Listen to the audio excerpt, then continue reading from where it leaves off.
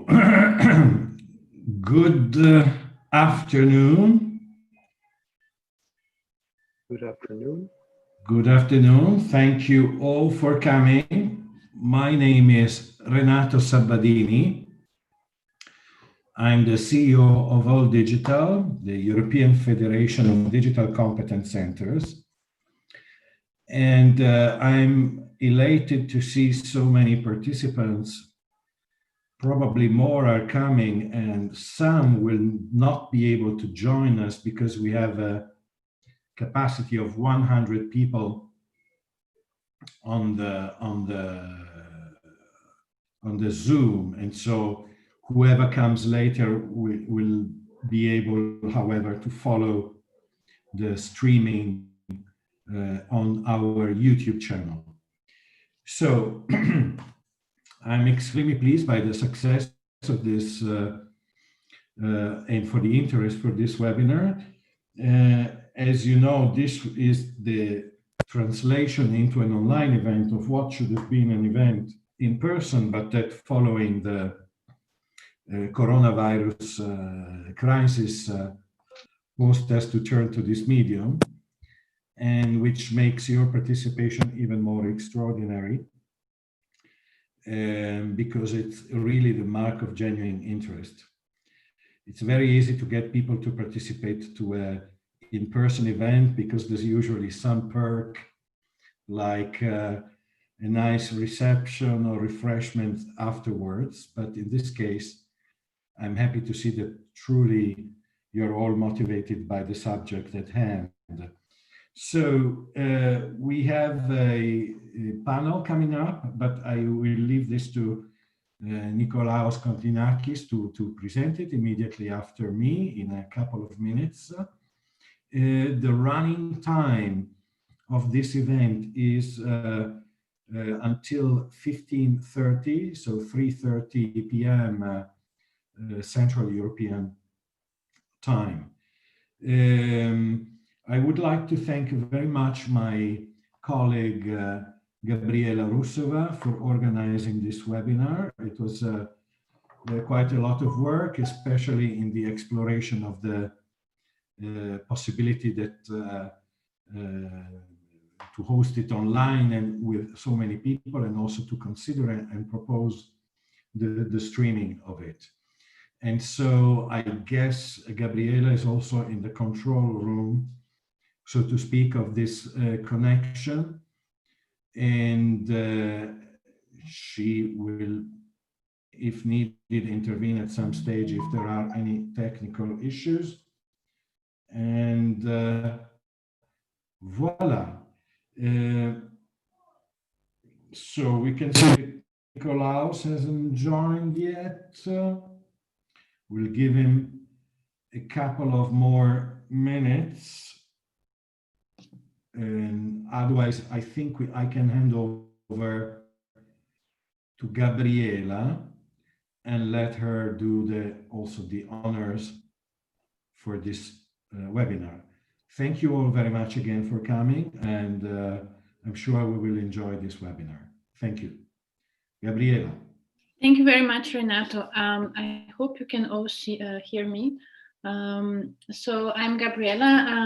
I'm a program officer at All Digital, and we are organizing this webinar together with our partners from the University of Thessaly, who are the coordinators of the DevOps project. You will hear about it later. Now I'm going to share with you the agenda of the webinar while we are waiting for our moderator, who will hopefully join us as soon as possible.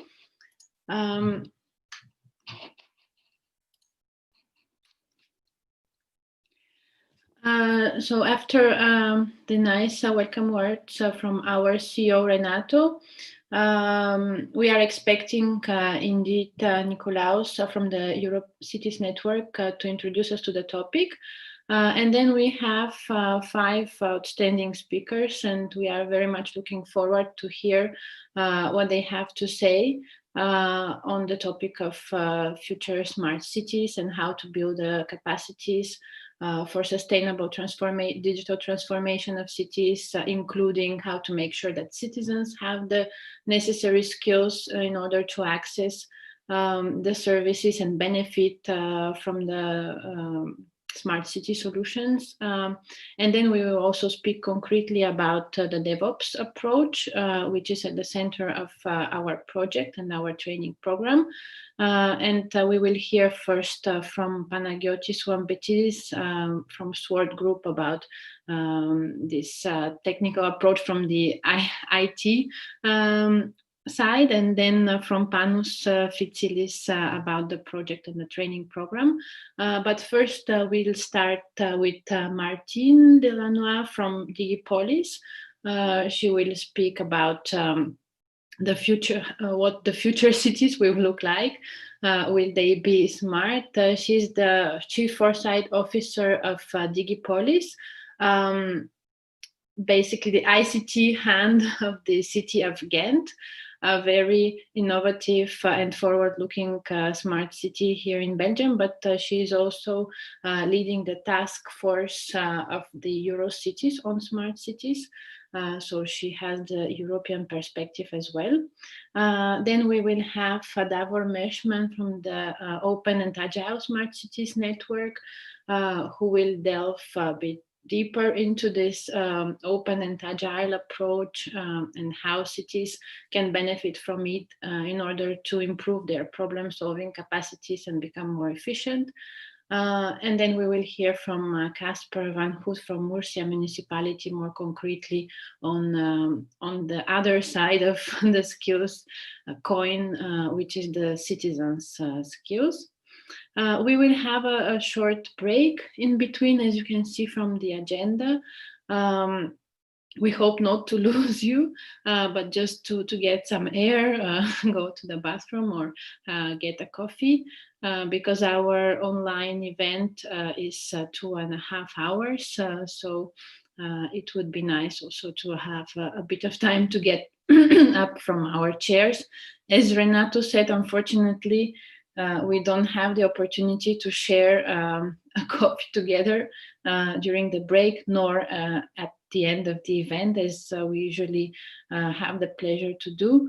But in any case, we hope that you will find the event useful, and we will share, of course, the recording afterwards with all the participants.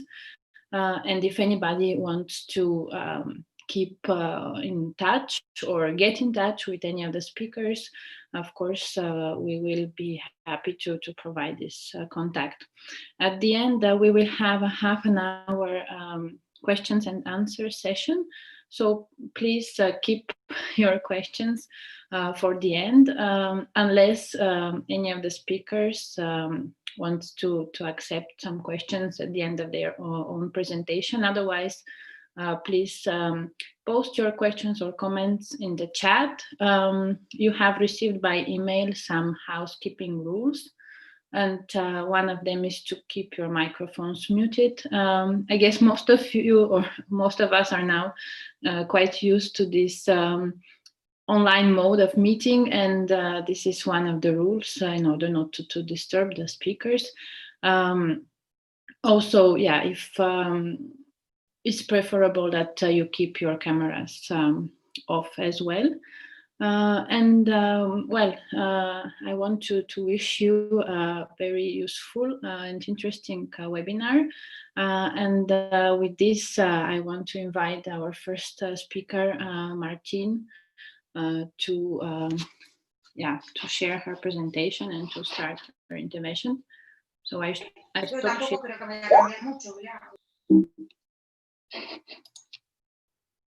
I stop sharing my screen here. So Martine, you can.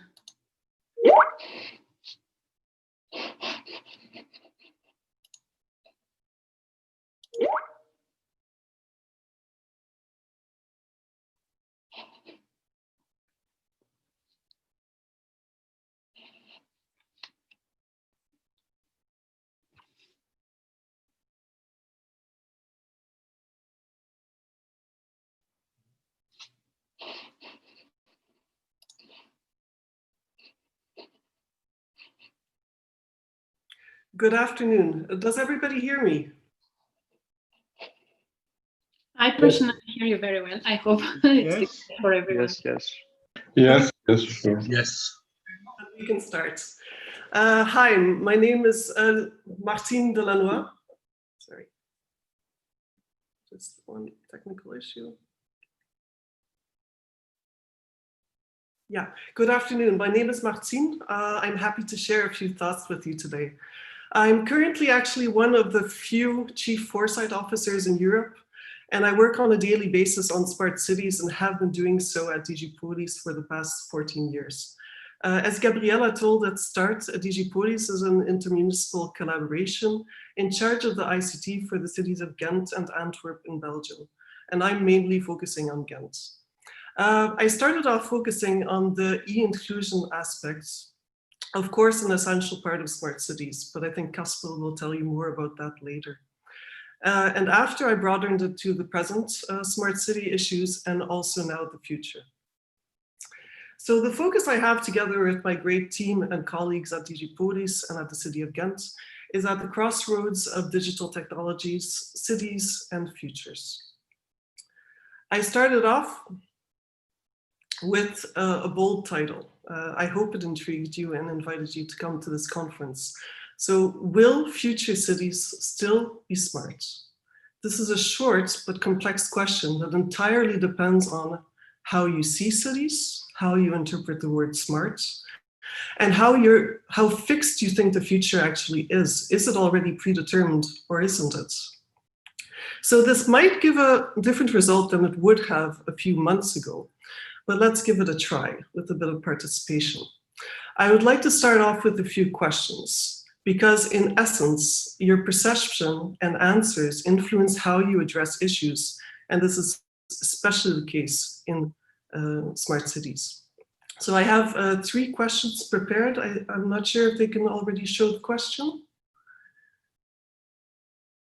It's a short poll that I invite you to answer. There'll be 3 of these. So I'd like you to quickly answer, how do you see cities? Do you see cities as simply a place?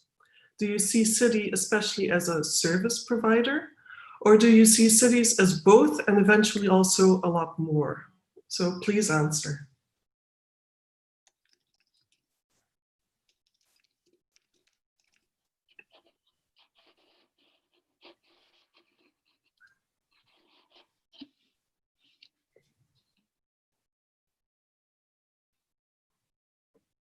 Can we already present the... From my side, I can see Martin, and so far there is 0 people who have voted. Oh, okay. If it's updated, maybe we wait a couple of more seconds. Okay, perfect. Sorry. I voted. Okay. I voted too. Maybe the poll doesn't update. Okay, well, otherwise we'll do the answer at the end, and I'll just continue my story. Let's go to the next question. Yeah. Okay, I'm sorry, it's weird, but it doesn't show me any results. So now I think I'm sharing the results, but they appear as 0 to me. Ah, okay. I see 96% of the people see this as both yes. these and a lot more, which is very good. There is a small bug on my side, but it's good that you see it. Okay, good. Yeah, we can see the results. Okay, so 4% of people see it as just a place. So I'll continue from now. So shall I share the second question, or you will give me a sign? The second question will be a bit further. Okay, so I wait for a sign. Yeah. Sorry, my slides aren't changing anymore.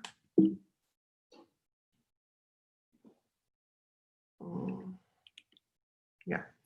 So the first question was, of course, how do we see the cities? Do we see it as a place, a service provider, or all of the above and more?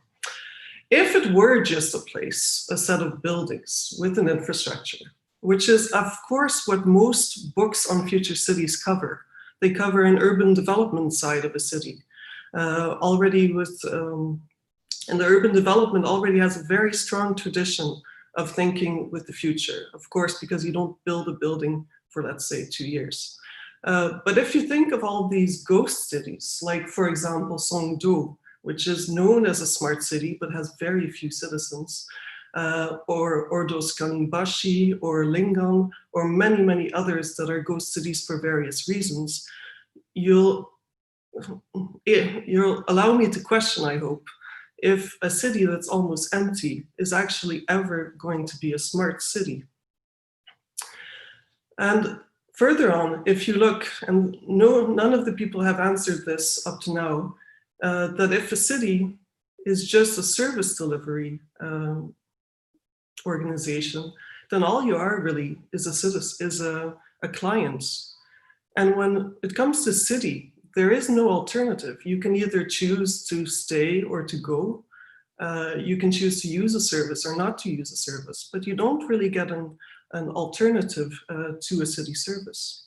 So a city needs to be a lot more than that. The second question we have, we might be able to show it on the poll already, is the question, how do we see smart cities? Are smart cities just cities using a lot of digital means? Is a smart city a city that is efficient and sustainable? Or is a smart city the two answers above, but of course also a lot more than these two options? Well, shortly, let's give you the time to answer.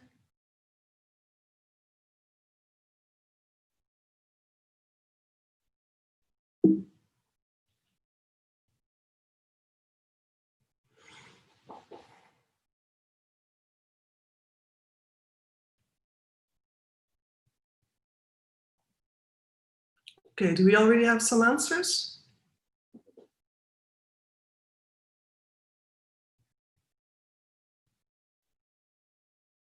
Yeah, I see 88% of people see it as both of the options above and even more, which is extremely positive.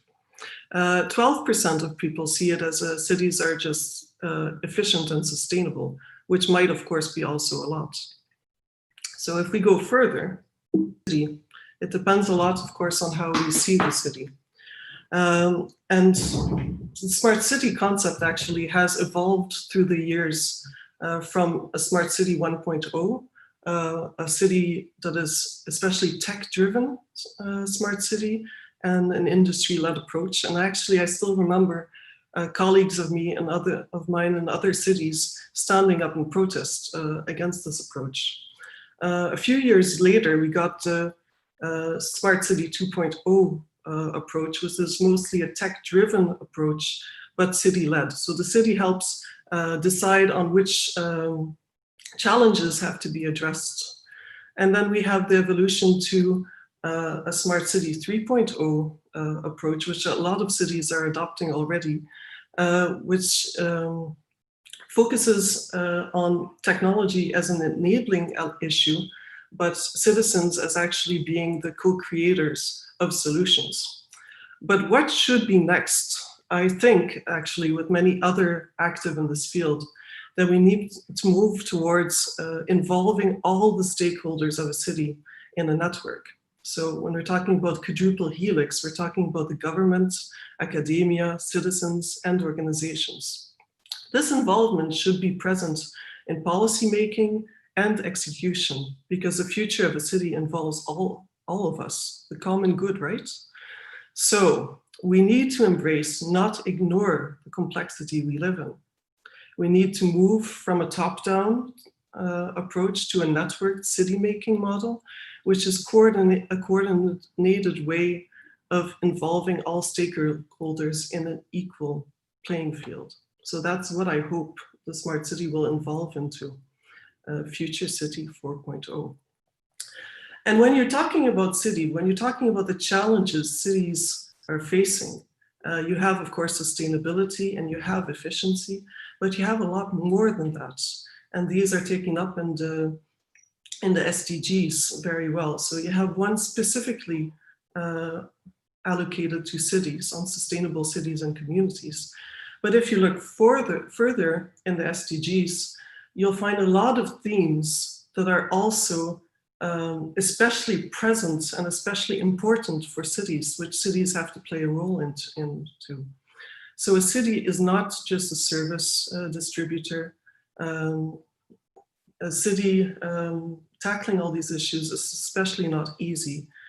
But what a city decides to focus on and what it decides to do and not to do is actually a very important decision. So I'll skip this question as not to have any technical issues, but I'll ask it to you anyway, and you can think about it. So how fixed do you actually see the futures of cities? And if we look at it, predicting the future of a city is almost impossible. We've seen a lot of trials in the past. This one is from 1928 on the right. On the left is a production from 1961 of a prediction.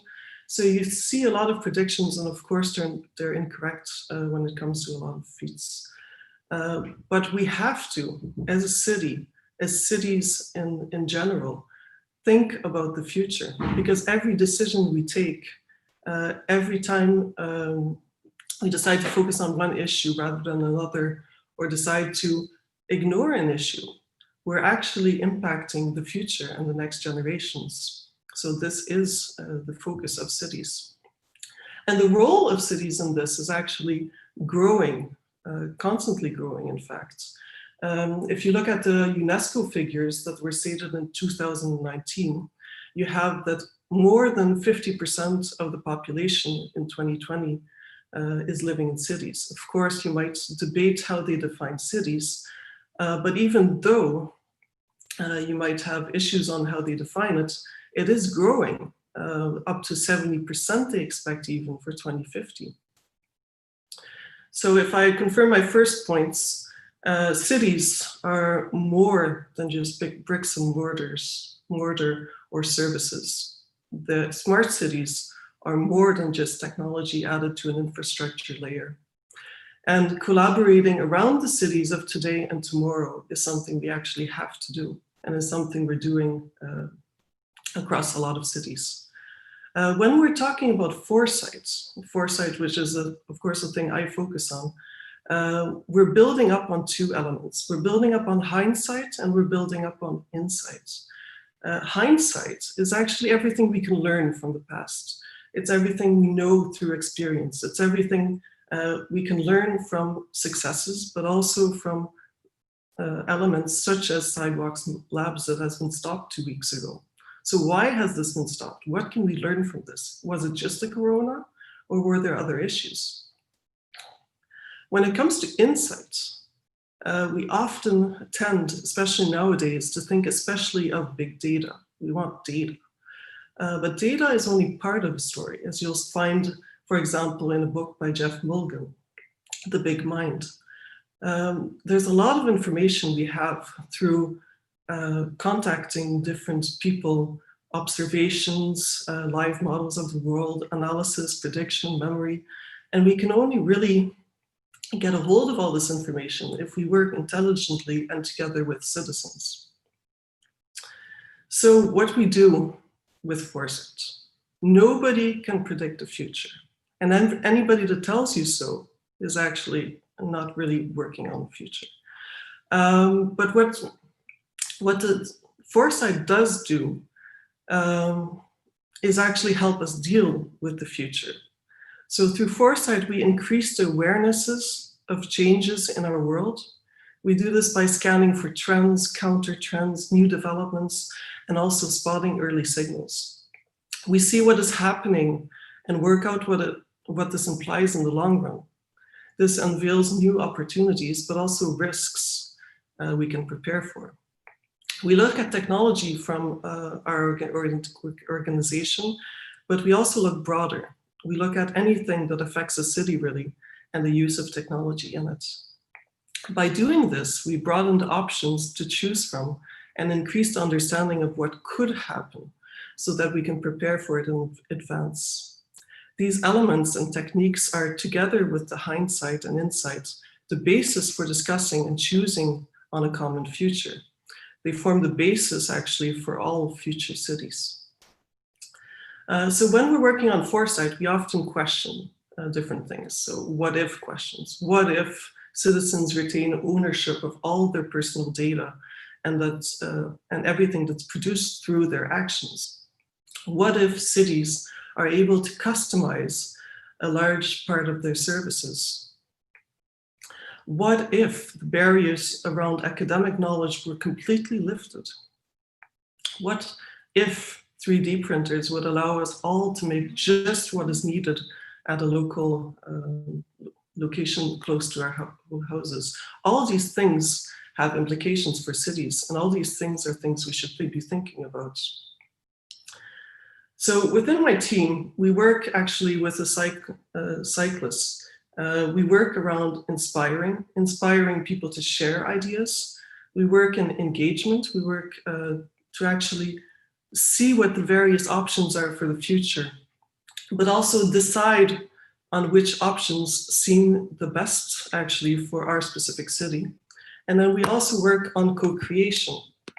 We work actually on not only having ideas, but also actually delivering on these ideas. So for inspiration, for example, anything that helps us share ideas is actually a good way to do it.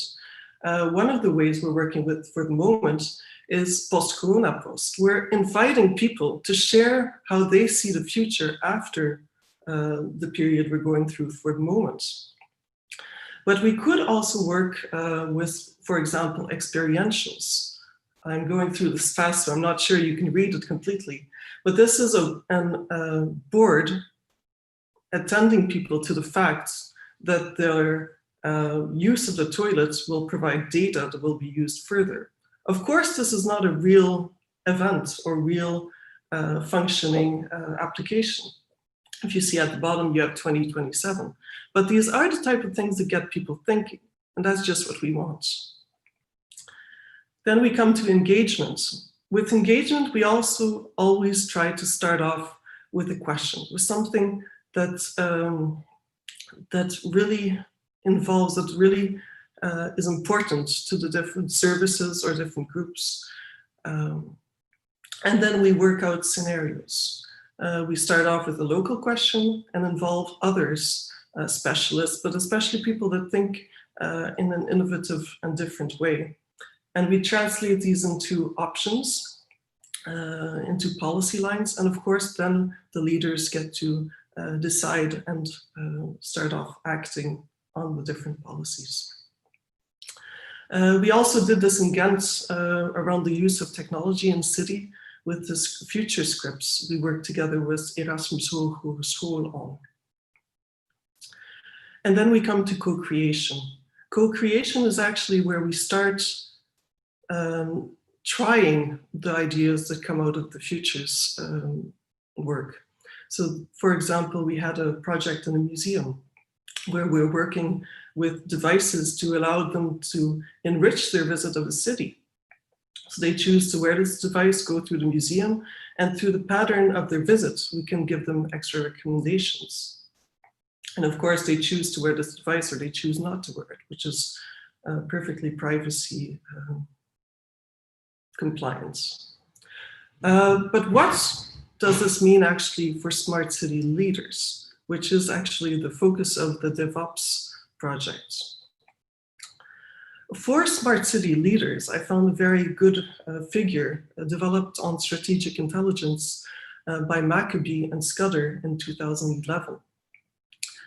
This is especially useful when it comes to smart cities. You need actually to integrate this in the competences and focus of the leaders. The leader or leadership team must have a clear purpose, a passion, and a level of courage when it comes to the city. They must understand the people they lead, which must be a diverse group with different people with different functions, of course. They must know how to motivate and empower people based on trust. They must have a broad view of possibilities now and in the future. They must be visionary leaders that are able to see the links between issues and have a strong vision to solve challenges like stated in the SDGs. They must also be a network leader that is able to get people to work together in an interactive and helpful fashion. So this, I hope you're able to take this still in the project. I'm at the end of my presentation now, but if anybody is interested in working together with future cities from another city or from another organization, we also have within Eurocities, a network of cities, a task force that is specifically focused on Foresight. So I'd invite you otherwise to contact me afterwards. Thank you. Thank you very much, Martin. I hope you can hear me. Can you hear me? Yes, I can hear you. Oh, perfect. So thank you. So my name is Nicholas Kontinakis. For those that don't understand who's speaking right now, your hidden moderator. Sorry for the delay to connect. And thank you very much for your very precious presentation. I have to say that if the question is about what smart cities can deliver in the future, I think it's nice to put some questions about what the future is exactly, or what it means to look at this future, right? And if I keep something from your discussion about the Corona crisis right now, I think it's I mean, in some ways it's also useful because it can make us rethink certain things like what is exactly efficiency in delivering services, or cities working efficiently. And then, I mean, if everything is so efficient, why did it break down just a couple of days after the crisis started? So, I mean, these are questions that I think we have the opportunity to put forward. Thank you for that. And I think we will have the questions at 3 o'clock when the Q&A session will start, right? So I think I can go to the next speaker, right? Then, I mean, I would like to invite Davor Mersman, who, for those that don't know, is the CEO of the Open and Agile Smart Cities. Sorry, I mean, I say, yeah, it would be better if you could see me as well, right? So Davor, who is, as I said, CEO of the Open and Agile Smart Cities. But apart from that, he has also an extensive experience in working with smart cities in Belgium, but also in a European and global level.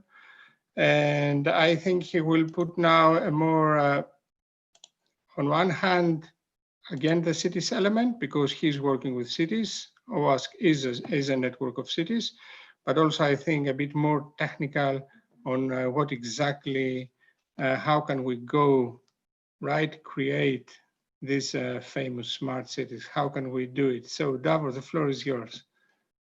Thank you, Nico. Hello, everybody, and thank you also for the invitation to speak here. One question is that the screen you see now is just one slide. I just want some confirmation on that. You don't see the presenter view, right? Yes, exactly. Yes. We see the OASC Academy slide. Yes, I'm working with two screens. Perfect, thank you. So Open Agile Smart Cities, we are a global network of a little over 150 cities organized in 30 chapters. We started as an initiative about 5 years ago, working from institutional partners with a lot of cities around Europe on the vanguard, let's say, of what was then still a nascent smart city market. And what we saw was that some of the early projects, often funded with the European Commission money, would have a real problem, or at least the private parts and the cities would have problems in finding traction and getting the solutions that they came up with from the pilot stage into deployment and then a scale-up stage. Part of and a big part of the problem was the lack of interoperability, which is translates to a provider to a cost of having to basically adapt the solution for every city they sell to, but for cities also, of course, is a barrier into adopting each other's solution. We also saw that this problem was something that would scale up together with this market, which was scaling up itself, so that it was something that needed solving. So we got together 5 years ago, I think it was 31 cities from 7 countries, to say, okay, we don't know exactly how we're going to solve it, but we need to try and solve this issue. We know it will have to do something with open data, with open services, open APIs, and that will need to be implementation driven. So that became a very bottom-up informal start for OASC. And meanwhile, we've been adding chapters, and also we had the fortune of being having a context in which we've really tried to answer this question of what is minimally needed for cities to exchange solutions, services, and data amongst them. So that was the Synchronicity project, in which we connected 21 disparate IoT infrastructures and their kind of legacy backends from exactly these pioneer cities like Helsinki, Manchester, Porto, Santander, Milan, Antwerp, Eindhoven, and the usual suspects, let's call them. So today, these very different infrastructures are connected, and cities are able to share solutions across these kind of different environments. The thing that came out of the Synchronicity projects are quite a technical artifact, let's say, but they enable, of course, a much more societal impact. So the answer to the question, what is minimally needed, that becomes the OASC minimal interoperability mechanisms. So currently there are 3 that have been formally adopted and deployed in the cities, and then there are 2 more that have been adopted as work items, and of which we can expect deployment or formal adoption by our Council of Cities in this year still, I think. So the first one is a context management API, so that allows you to basically exchange context information, take a smart intelligent vehicle, it drives into a city, it needs data from that city, where are the roadworks, for example. It also, of course, generates data as a car, so that's kind of the context brokering. In order to do that, you need to have a set of data models, you need to speak the same language. And then once you have that, you also need to be able to regulate who gets access to what under which conditions.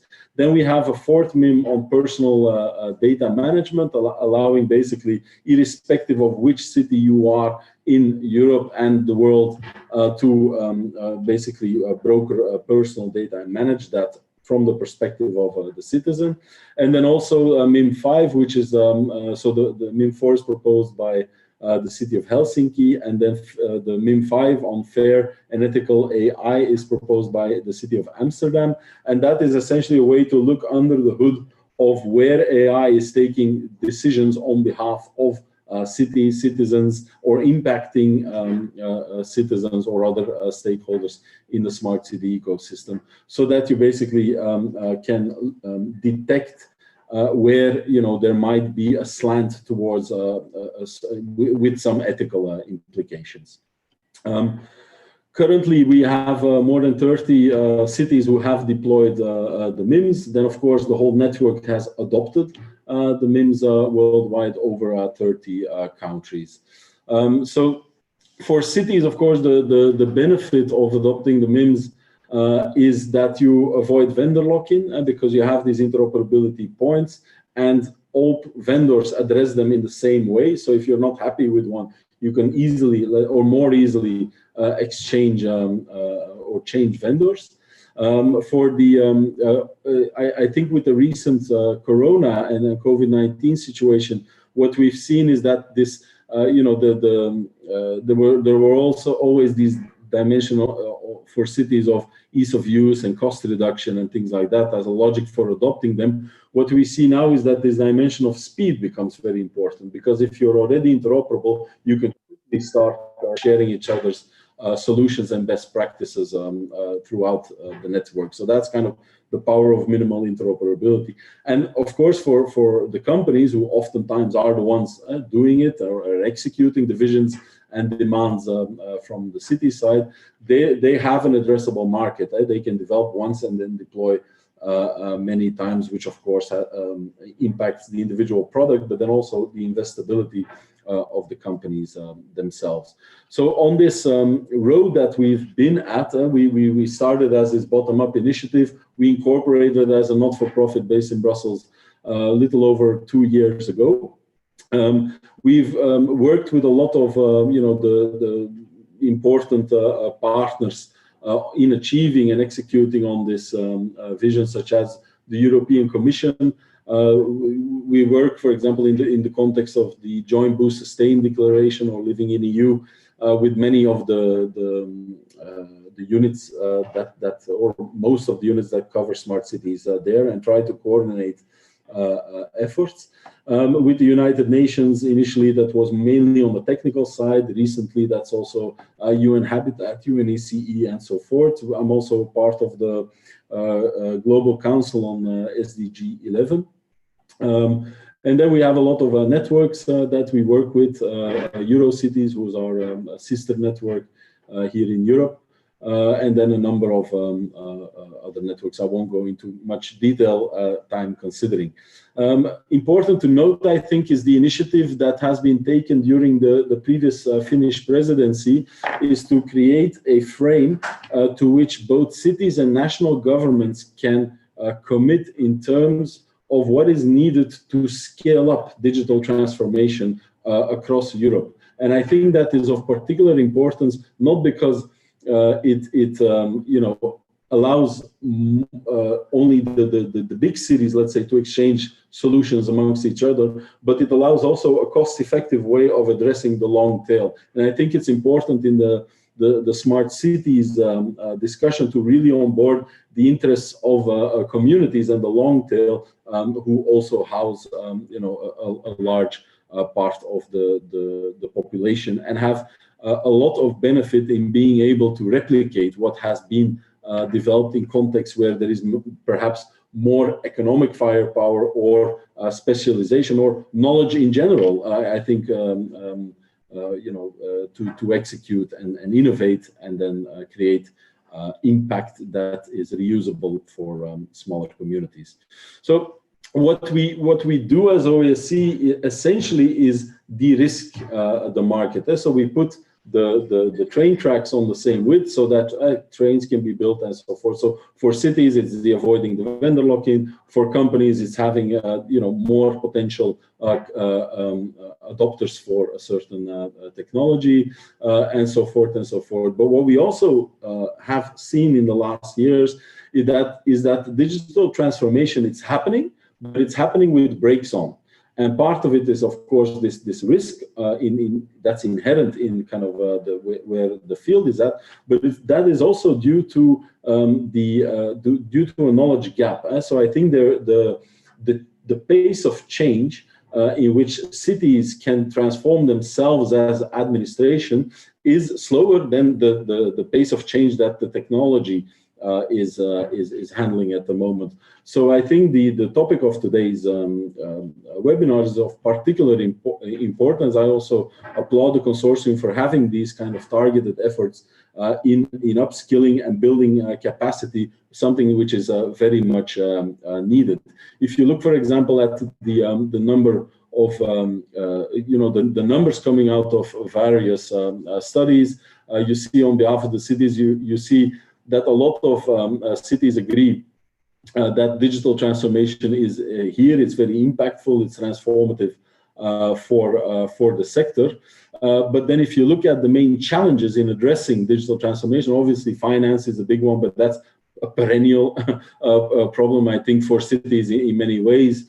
But then on number two, we have the lack of capacity and skills. I think it's a real barrier to reaping the benefits of digital transformation, because we shouldn't forget that I think cities as problem-solving entities have a lot to benefit from automating and introducing technologies in that problem-solving capacity, because it frees up funds that you can use towards other social goals, which are less easily solvable by technology. So in that sense, I think the message is that the digital transformation should be facilitated, supported in any way we can, and again, for big cities as well as the long tail, who have a different frame of mind towards these things. So we as OSC, of course, we have this vision. We try to find a lot of partners to effectuate this change on a technical level, and we also try to offer a humble contribution towards this upskilling of cities, focused very much on what we try to focus on as a network, with a specific idea, that it's more a kind of a vocational peer learning type of capacity building, specifically also in support to the commitments that I showed earlier on the Join, Boost, Sustain or Living in EU declaration, because you have a lot of cities who sign up to a vision, but then what, right? So we have a number of these subgroups, and one is, technology, and then there's finance and all kinds of stuff. But of course, capacity building is also an important one there, and we aim to address that with some courses. So the academy that we will be launching in September will be fully online. It's self-serve, so basically it's for an individual employee or a group. It's essentially organized like that. It has a peer learning component, so it's about cities teaching other cities about what works and what not, infused with some kind of knowledge that we've collectively learned. It's I've said it, it's fully online and self-serve, so in a sense it's also very scalable. We are talking also, for example, not just in Europe but also to Japan, to Canada, to see how they can also participate in the academy. And the idea is that at the end, the individual employee has some kind of a badge to say, okay, I've went through this course, which then gives access to other levels of knowledge and courses. And then also as I said, it's vocational kind of training, so you can directly apply it in your context and basically turn your organization into a digital transformation champion. So what are kind of the focuses or the foci of what we do? One is on open urban platforms, so that's kind of our bread and butter, the core of what we do. That's on standards and APIs, procurement, and then project implementation. Then also we have quite a lot of experience and also knowledge on how to be effective and generate impact in the SDG sense with the project and the technology projects and pilots that you implement, and also the way in which experimentation can work. Also with specific attention to, again, I think a lot of larger and medium-sized cities have figured out this to an extent. Of course, it can always improve, but it's also about how smaller communities can address, replication, for example, and so forth. And then there is the whole part on technology governance. So what should a city do? And that aim, in terms of AI, personal data management, and various aspects related to that, again, to de-risk certain decisions in this worldwide digital transformation of the places we all live in. So I think it's important that the people responsible for this local context are well equipped and also motivated, not only to understand, but have the tools at hand to guide it, not just strategically, but all the way to the detailed level in terms of the right decisions for their constituents, and in concert with their peers around the world.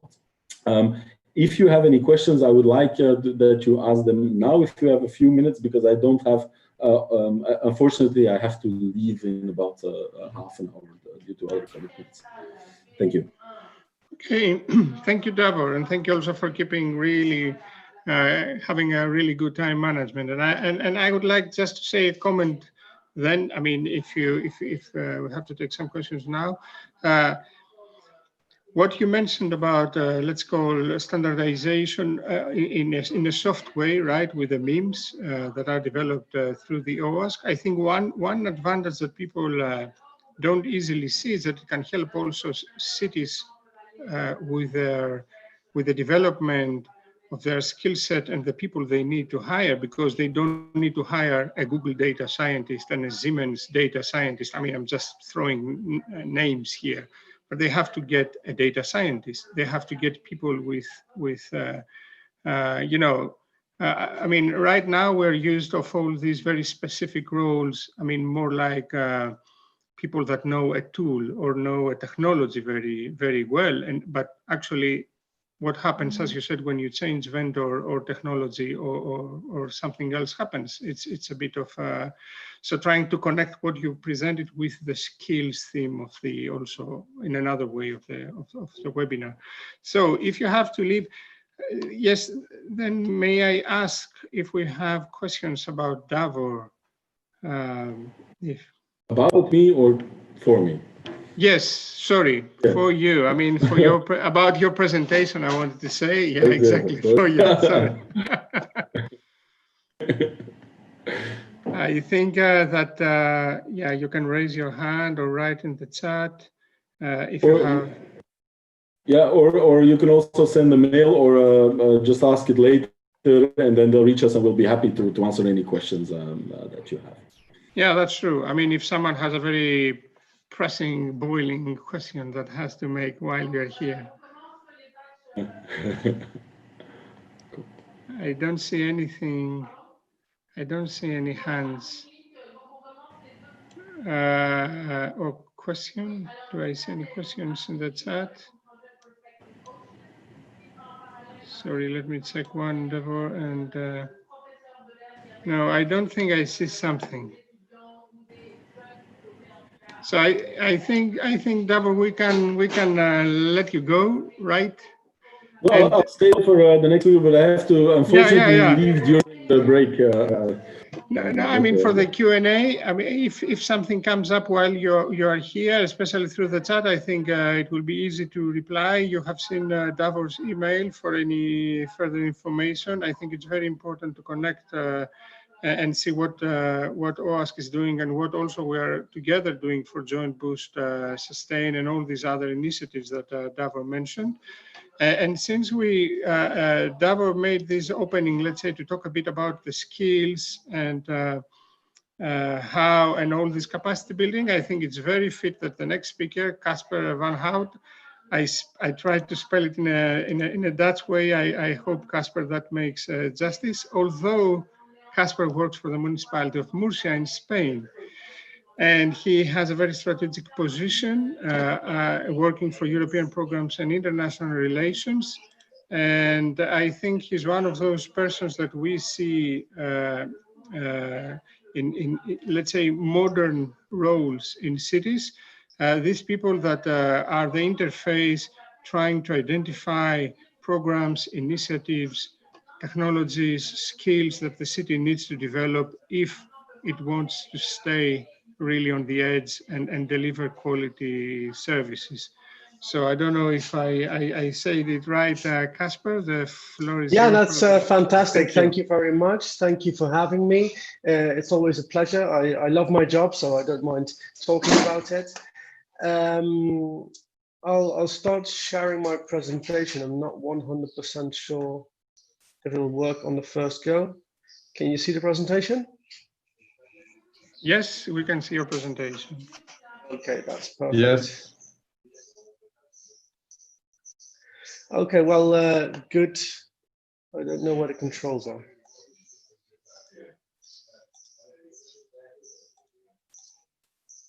But you can see it full screen, or you can see it as a PowerPoint. We can see the PowerPoint, so as a PowerPoint. Okay, then we'll, and like this? We see the double slides, but it's better, I think. Okay, then we'll try and do this. And now? Now we see only the slide, yeah, the main slide. Perfect. That is perfect. Okay, good afternoon already.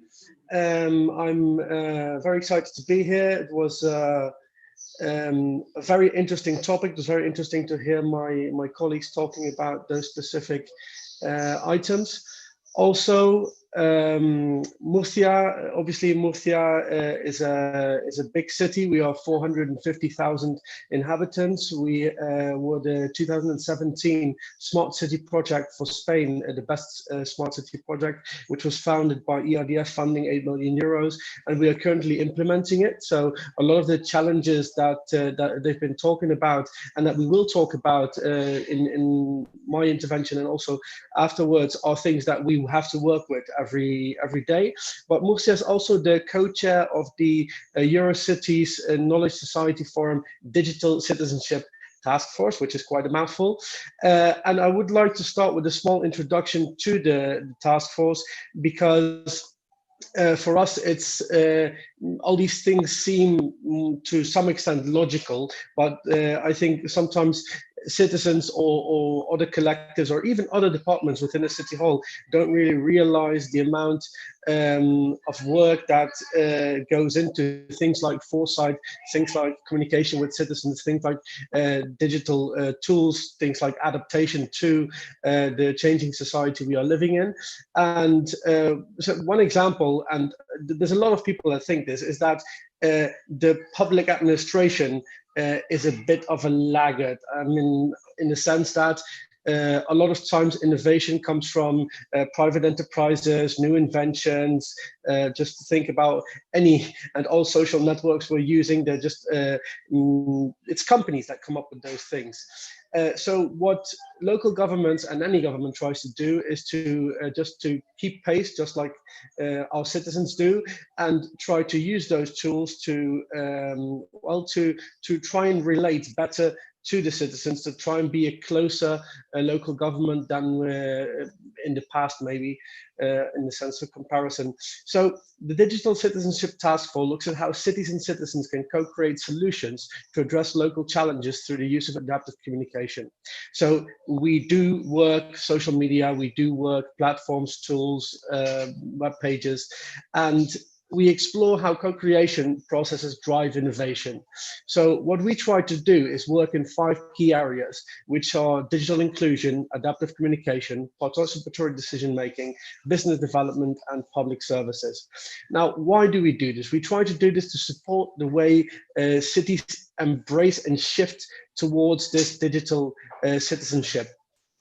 And what we try to do is to keep track with current situations. The Digital Foresight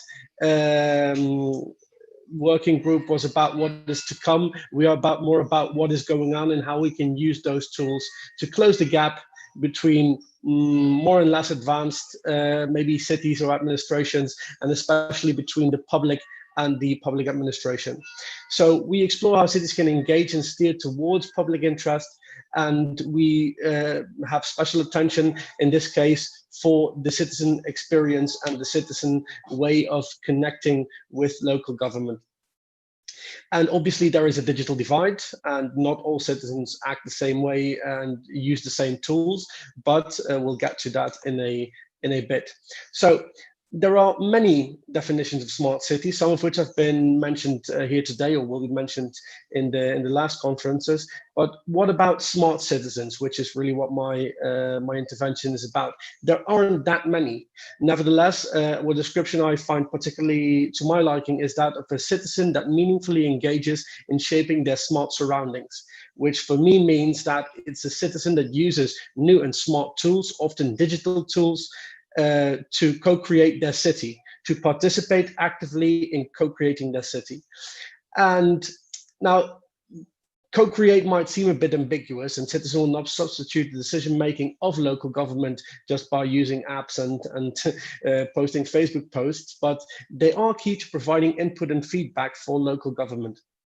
Now, bear in mind that all these tools that cities are using and producing are being developed in accordance with the United Nations Strategic Development Goals, the SDGs, 11 and 16, that reflect the need to enhance citizen participation and develop new tools that favor the participation of all, and all including citizens of all ages and the urban agenda for the European Union that has been implemented at national level, and now what the European Union wants and what the countries want, the member states of the EU want, is that we implement it at a local level. And in that sense, what they try for us to do as cities is to use and test and develop these new citizen participation tools for working together with citizens and to face local challenges together as a whole instead of a top-down approach. This is really a bottom-up approach. So what are the main citizen participation examples? Well, consultation, as in, well, not to skip over e-governance, but e-governance is it's a very big area, and we're not going to do a deep dive into e-governance today, but just to touch on the subject, it entails many items. But from a citizen point of view, it's really about being able to do any bureaucratic procedure via online, like not leaving their house. And that can be from getting a census registration to getting a pet license to doing their taxes. I mean, just everything that can be done online for a citizen is e-governance. But that is not the only thing a citizen can do. A citizen can participate in a smarter way, in a smart city way, through other things like consultations, when cities ask citizens to elaborate on or develop or co-develop local ordinances, reporting and questionnaires. What's a questionnaire? Well, just it can be as simple as we have a vacant lot. What would the citizens like for us to do with that lot? Do we turn it into a park? Do we turn it into a parking structure? Do we leave it the way it is? Also the reporting, and that is a very interesting item of the smart city and the smart citizen, is that we have now the possibility to let our city know when something is wrong. So maybe 20 years ago, someone would see a light bulb that wasn't working or a park bench that was destroyed, and they'd say, oh, my city's doing a shitty job in keeping everything the way it should be. But obviously they're not municipal employees walking past that specific bank or that specific lamppost every single day or every single hour. So what these new apps and tools allow for us to do as citizens is to localize imperfections in our city and give a nudge to local government and saying, so this is wrong, this needs to be fixed. There's also just the proposition part, the fact that right now it is so easy for a citizen to get an idea out there if they have a creative idea or maybe a structural idea, or they really want to see something happen in their city. It is way easier using these new tools to get that information to their city and have someone at city level take a look at that. And then there's obviously transparency and open data. On the one hand, transparency because everything's online these days, and it should be online because that is the way a citizen can control and ask for accountability of what their cities are doing, because the city does not stop being the first line of local government that interacts with the citizen. And as for open data, you all know smart cities are highly sensorized. All that information, all that data is being created. And there's a big push for that data being available to the citizens of that city. Examples can be for traffic use. They can be commercially oriented as where to open a business, what type of business, stuff like that. And, oh, sorry. We all know that the technologies plays a fundamental role in this aspect. So we do have to think about the possible consequences that this has. I'm talking about data protection, I'm talking about privacy.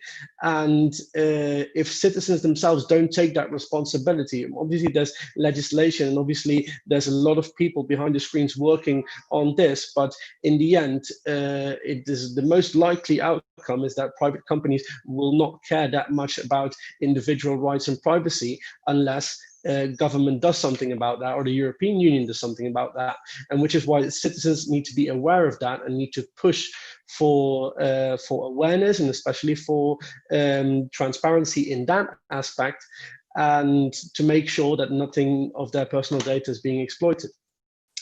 which takes us to smart citizen skills. Now, digital competences are necessary to allow all people to have a share in this increasing networking and digitization and smart city. And one problem that many cities have is that even though they have all these new tools at their disposal, is that they have trouble reaching the desired citizen inclusion and the desired citizen participation. Now, that can only happen when the citizens are digitally literate. But then we have to ask ourselves, whose responsibility is that really? Because, I mean, smart citizen skills, there's a big change in how things used to work and how things work now. Maybe 100 years ago, whatever you learned during the first 20 years of your life could be used to successfully complete the other, 60 years of your life. But that is not so anymore. And we've seen so many changes, but everyone that's, I reckon, born after 1950 has seen tremendous change. And there are just things, new things that you learn now, even if you put them in the curriculum of the school now, in 5 years they would have changed. And the people that are in school now would have only aged 5 years. So lifelong learning is definitely part of this. And what we need is for people to understand that they need to do that lifelong learning if they want to be on top and on track of things. Now, what is a frightening part about digital literacy is that an estimate 20% of people don't even know what a smart city is. And I think we can all agree on the fact that smart cities have received extensive coverage in printed media, on television, big projects. Every city is doing it. They're all communicating, but still 20% of people are not really sure what that is about. Now, where is that responsibility? In a sense that this is all directed at the public administration, obviously. So we do think as a city and in this professional field, I think that the government has a great responsibility of making sure that all these tools and that all these digital platforms that we are using are very easy to use. But in the same way that anyone can use WhatsApp in a very easy fashion, even a person that is not completely aware of how it works, with just fidgeting around for 20 minutes, could get the basics right and could make it work and can send messages, can receive messages. Well, in that same way, when cities launch apps and platforms for their citizens, they have to make it as easy as possible. So instead of talking about smart citizen skills from the viewpoint of, okay, I'm a citizen, what do I have to learn to make sure I can participate in this? The responsibility for me lies with the local government or any public administration to make sure that it's easy for them to use. So what are the actual citizen skills that we will be talking about? We will be talking about abilities. That means using the apps and platforms put there for citizens by cities. We'll be talking about social media, because social media is a continuous outlet. You don't have to wait for newspapers anymore. You don't have to wait for newscasts anymore. Social media is where everyone's communicating, and that is as true for someone posting birthday pictures as it is for a city publishing cultural events, publishing new legislation, publishing any type of information that would be interesting for the public. And then there is the skill of data management, which is intrinsically linked to data use. I mean, there's a lot of data and live information out there. Most people won't even need it, but the moment they want it, they should be able to access it. And then there's a data management part, which means that basically we have to be very aware when using tools and items from not only governments and platforms, but also from companies, that what are we consenting, what information are we giving? A very famous example is when you install a flashlight app on your smartphone, that it asks you to get access to your contacts and to the actual phone register, and people just go like, why would a flashlight on my phone need to make a phone call? Well, that's a very important question. The tools are simple: a smartphone or alternative, although the smartphone is the go-to tool because you always have it on you with an internet connection. And then there's the awareness and the attitude. If people really want to be involved, they can and will. And with that, I would like to conclude my presentation. I hope it didn't take up too much of your time. I tried to make up for a bit because I know the break is coming up. Thank you very much, Casper. No, it was very thoughtful also because I think you finished right on time, absorbed even some of the delays. And thank you very much for the questions you put. I won't talk about the answers you gave, but about the questions you put, right? And I think also it was a nice conclusion to this first part because I mean, we started about questioning what is the future, what will bring to us, then trying to understand a bit about the technology part of that question, and then about the people that will live in that future, right? I mean, and what skills they need to have maybe for that. And I think it's a nice circling the questions because the second part of the break will try to give us a couple of answers actually. So, I mean, what is the DevOps approach and what can we do for these questions? I mean, there might be many scenarios, but we will hear about at least one of them.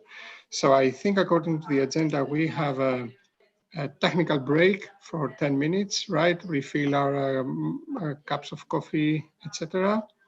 And we will come back with 2 more speakers. So of course, I'm expecting and asking everybody to reconnect. It's 2:13 according to my clock. So let's say in 14, 20, 21, 22, we can start back right with the next speaker. So I think we can have this break and I'll see you in more or less 10 minutes. Thank you very much.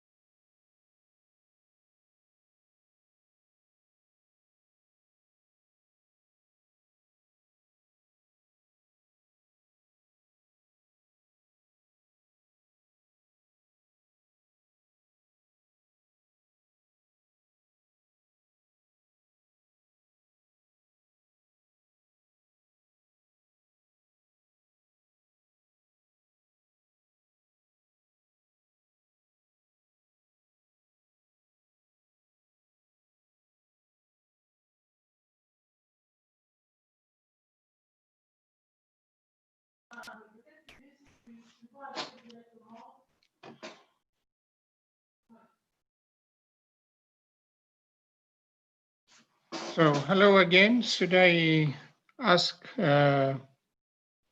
everybody to, I mean, you're all connected, but maybe to reconvene somehow your attention. So I think we can start again.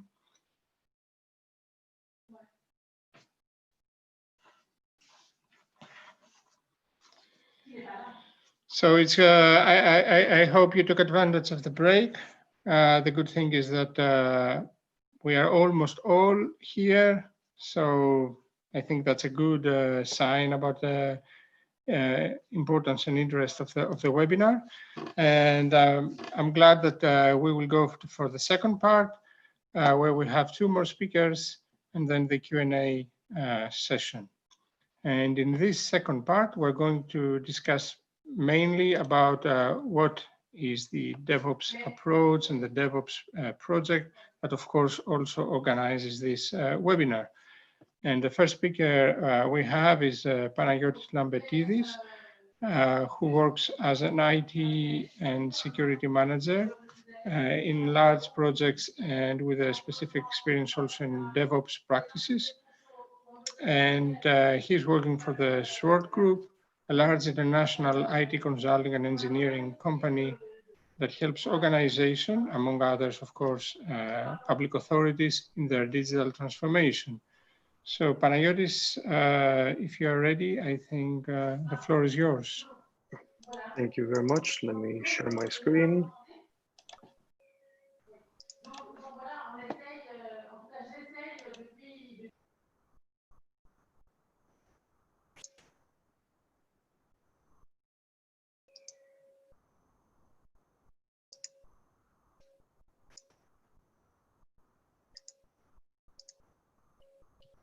So can you see my screen, not the presenter view?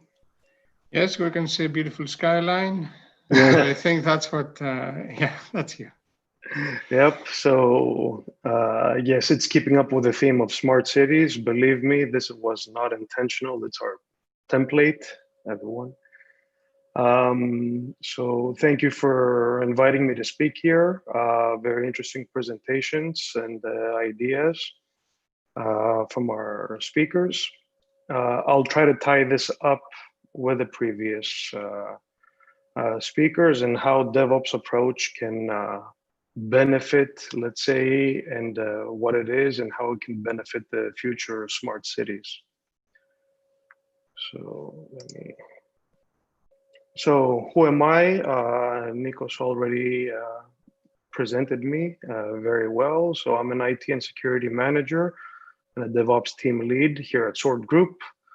My expertise are in security and enterprise IT infrastructure. I have over 10 years in IT and over 4 years in DevOps practices in large-scale European IT projects with the European Commission and with SWORD Group. So this ties very well into how the Commission and national administrations are gaining momentum with their applications, their business applications mainly, and their projects with DevOps. So starting off, we'll talk about the DevOps approach. And since we need to talk about DevOps, I want to say what DevOps is. So there's a saying there in quotes, we call it the wall of confusion, where development teams and operations teams are divided into silos. The business operations are also excluded from all the operations. And thus you'll see the person, the developer throwing a code grenade to the operations team. And okay, it's not an efficient way to work. So what is DevOps? The first point that you'll see on the right side of the screen, it's an 8-figure, it's the infinite circle, let's say, where DevOps resides. So DevOps is a compound, a mixture of development and operations. in software development, and there are methodologies that can combine those two phases to shorten any development lifecycle of a software product or project.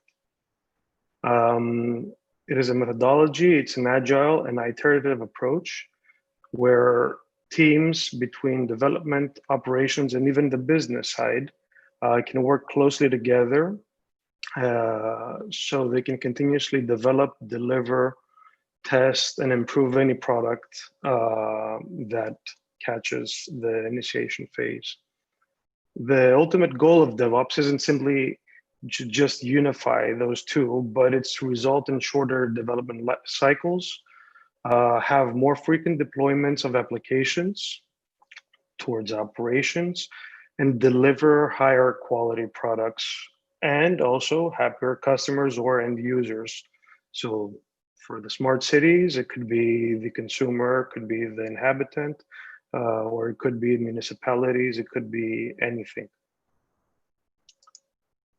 So let's compare what it is being used now. So in general, and what we have seen in our operations here at SWORD through the group and through the European Commission projects, we have a waterfall approach. So a project starts with a conception phase. It has an initiation phase, then it goes off to the analysis phase, to the design phase, a construction phase, a testing phase, and a deployment phase towards the production, let's say, environment of our choice. As you can see, this is a drop-down model, and one has to finish before the others start, involving many stakeholders, many people to get input from. And this can be a very tedious, could be error-prone, let's say, methodology, and it's very, very heavily blockaded amongst teams. Whereas if we get an agile approach, you'll see the recurring of things. What you can see here is that in a conception phase, let's say we need to find something about a new product. We want to deliver something to the end user, to the consumer, to the customer. So we get the requirements from the business perspective. We start the analysis, we do the design, we do the development, and then the test and deployment. And then we recur again and again. You'll see that this can have many options because this can be done in short, as we call them, sprints. And we can do this multiple times. So we won't have to develop, let's say, one product and have to wait until something blows up, let's say, in production. And we can redo it again whilst the already falling back version behind is ongoing. So as you can see, this is why it's called an agile methodology. It allows us to work together closely between teams of all teams. So the analysts, developers, the business units, let's say, to work together and work into sprints. These can be multiple, of course. I didn't have a lot of presentation to fit them in, but we can have multiple sprints to deliver, let's say, an application to the end user, to the consumer. So this can be transparent and it can be very quick. So things we'll say at a later stage in my presentation, you'll see that this is a lot quicker to deliver what we're thinking of towards the consumer. So in this next slide, we'll see again the infinite loop of the planning, coding, building, testing, releasing, deploying, operating, and monitoring. You'll see that this ties both operations, and all in between, you can have also the business users to regulate the requirements and work closely with all teams and all of the development life cycle of the finalized product. Of course, there are tools and there are technologies to use with these projects. And Of course, we can see all of them here. We're not going to go through them one by one, but it just comes to show how many products are in favor now of using this agile methodology.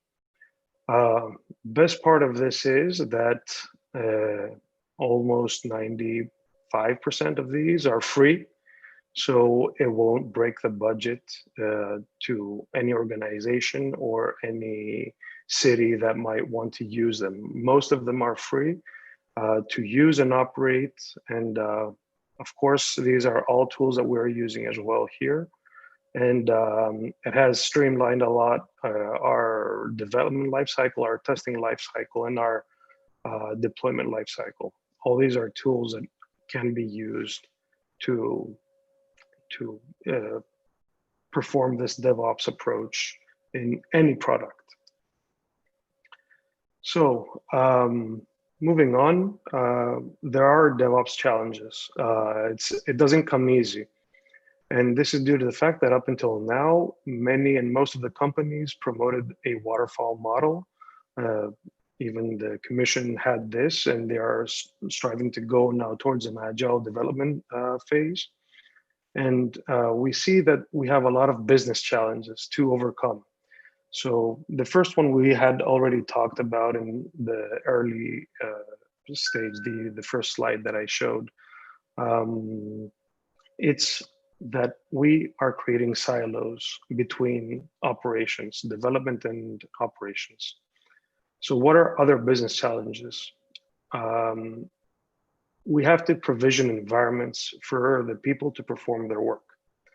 In order to provision these environments, if you do it through the human factor, let's say, we have human errors, it's different.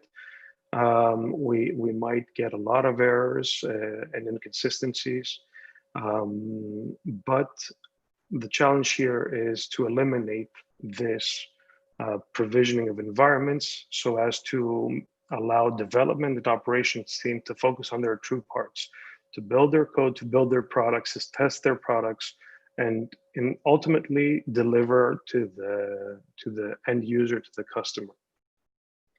DevOps again eliminates the human factor, the human error factor, by automating processes of provisioning these set environments, building our code, compiling our code, deploying and testing our code as well.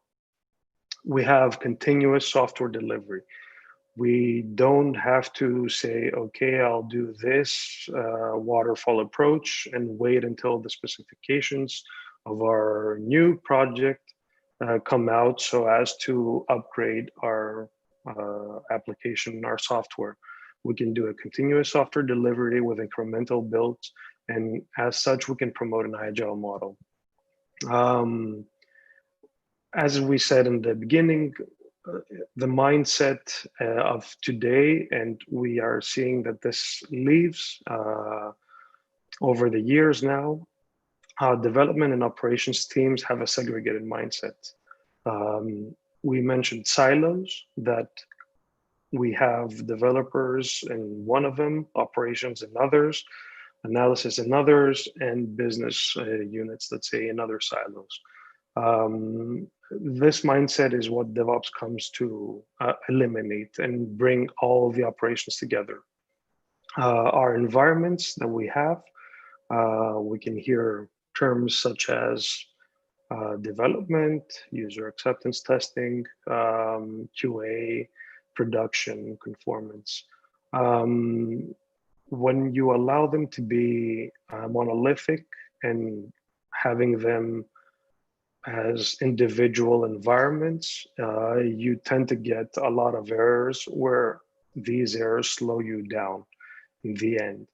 So you won't be able to deliver faster, you won't be able to bring your product or your service to the end user, to the consumer.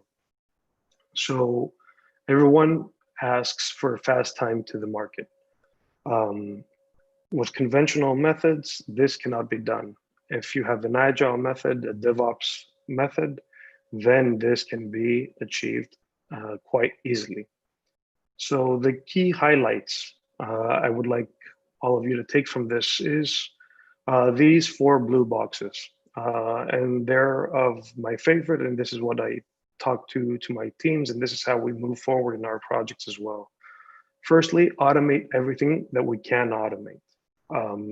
There's no point in installing the same application 10 times a day through by hand, manually. So if we can automate this, let's do it. You have continuous integration of your application with other applications and your environments, and the continuous delivery of those a lot quicker. You can develop in an agile way. So no more long sheets of code. You can do quick and better code and better delivery as well. And the last thing, it's faster delivery. On the right side of your screen, you'll see a workflow that we are using. Of course, it can get more complex than this, and depends on the project and the software that we're building. But you can see the technologies in the last slide that I showed being actually used. How it goes from the developer to our trusty tool Jenkins. We can track changes through Jira. We can have a code repository of Git. We can create VMs, Dockers through Ansible and Docker. And we can, of course, eliminate this environment, let's say instability and inconsistency. We can see that by automating these processes, we get a better development, we get better products, we get faster deliveries. So moving on to the benefits of these things, we have the benefits of DevOps, a continuous software delivery model towards the consumer and user. It's a lot quicker to deliver incremental changes. They can even become transparent changes in the operations phase, in the production, let's say, phase. So the end user receives quicker updates to the application, to the product, to the project that we're doing now.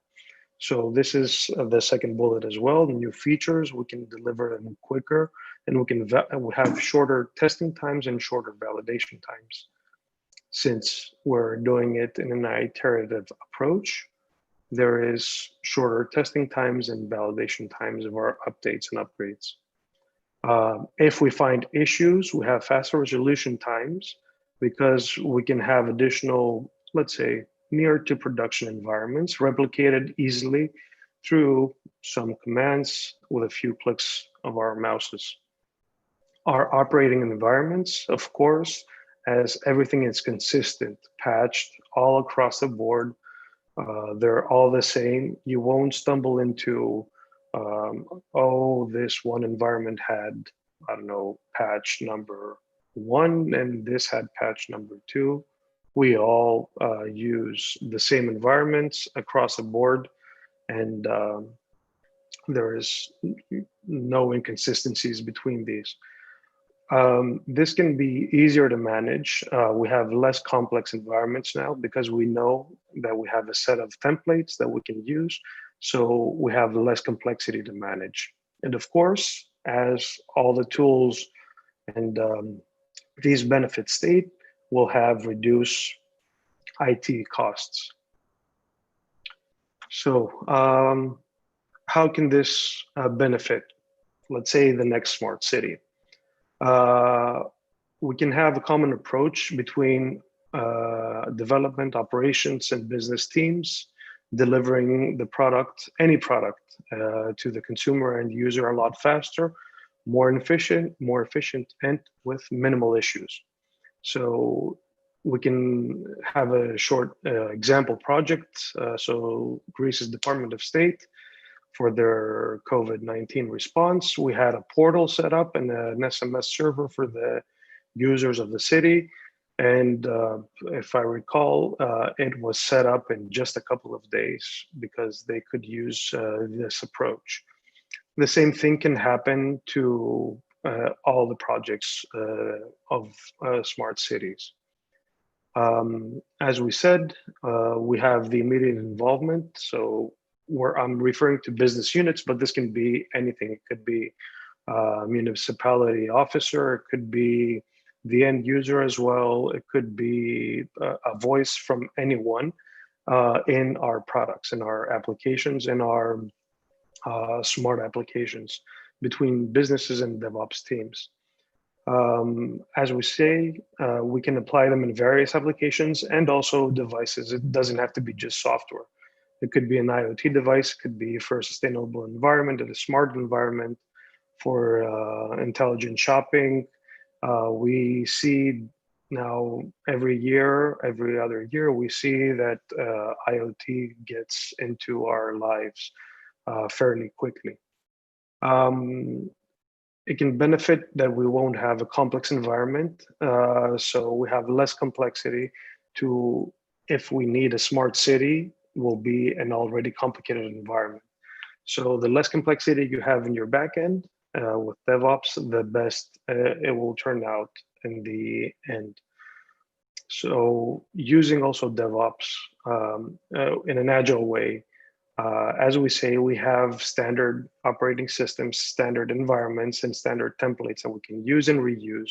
And this way you can have either physical environments, so you can host them locally.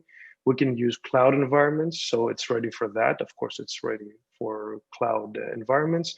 Or we can have a hybrid infrastructure with no compatibility issues by using it. And the final one, which will greatly improve if presented properly to the people, it will have reduced costs for everyone. So I hope I haven't taken a long time. This concludes my presentation. Thank you very much, Panagiotis. No, it was very enlightening, actually, your presentation. I think so that it a bit took out the confusion from what exactly is the DevOps approach, and I think it's important that you put an emphasis on the agility of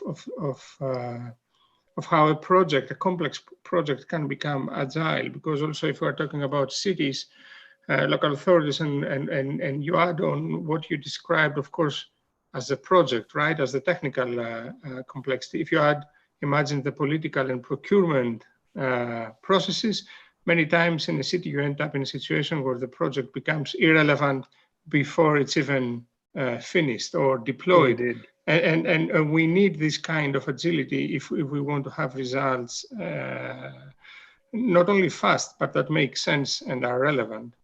Exactly. So thank you for that. And without any further ado, then thank you. I will then go to the next Panagiotis of the day, Professor Panos Vitsilis, who is also the project coordinator of DevOps project. And thank you very much, of course, for hosting as a project coordinator the whole webinar and this very interesting gathering of people and knowledge.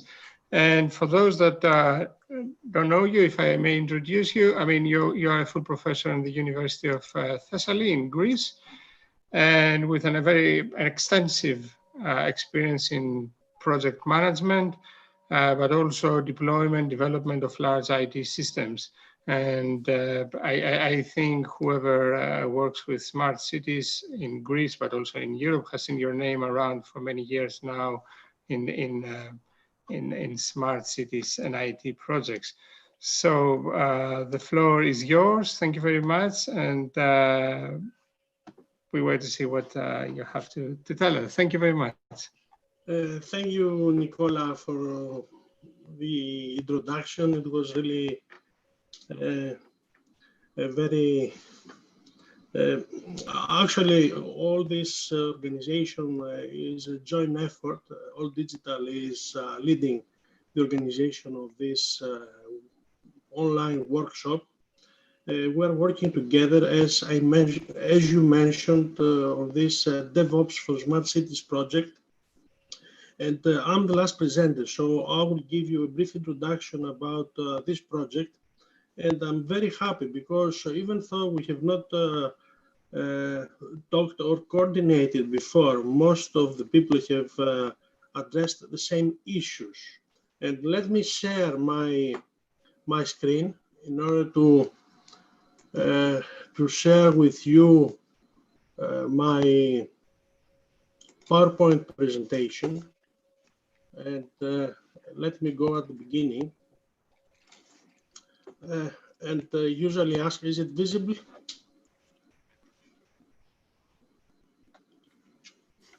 Yes, visible. Yeah, okay. So a couple of years ago, we started thinking about, we were always working with smart cities, business models, the technological change needed, the digital transformation.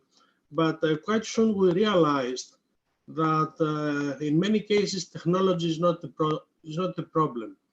And we realized that we have to focus more on the human aspect. And this is what DevOps project is about. I will go through and I will try to give you our motive, our objectives, and what are our results up to now. So DevOps project, the full name is DevOps Competencies for Smart Cities. So this project about digital and not only digital competencies needed by the employees of smart cities. It has been funded by the European Commission Erasmus Plus project, and actually it is a network. It's a sector skill alliance, as the European Commission calls this type of projects, which means that this project has as a main objective to bring together people working in this area and to develop synergies and to promote some basic ideas. You can see the website of our project, which is devops.uth.gr. So it's a large project. We are 13 partners, and we have university partners, we have municipalities, we have social partners, we have networks like All Digital, like EVBP, and we have as well IT companies. So we are 13 partners. Actually, we come from 5 different countries, Greece, Cyprus, Italy, Germany, and Belgium. So before going to present to you the objectives of the project, I would like to make a short introduction to explain to you how I see the problem with smart cities, how I see the evolution in this area and what has to be done and what are the next steps.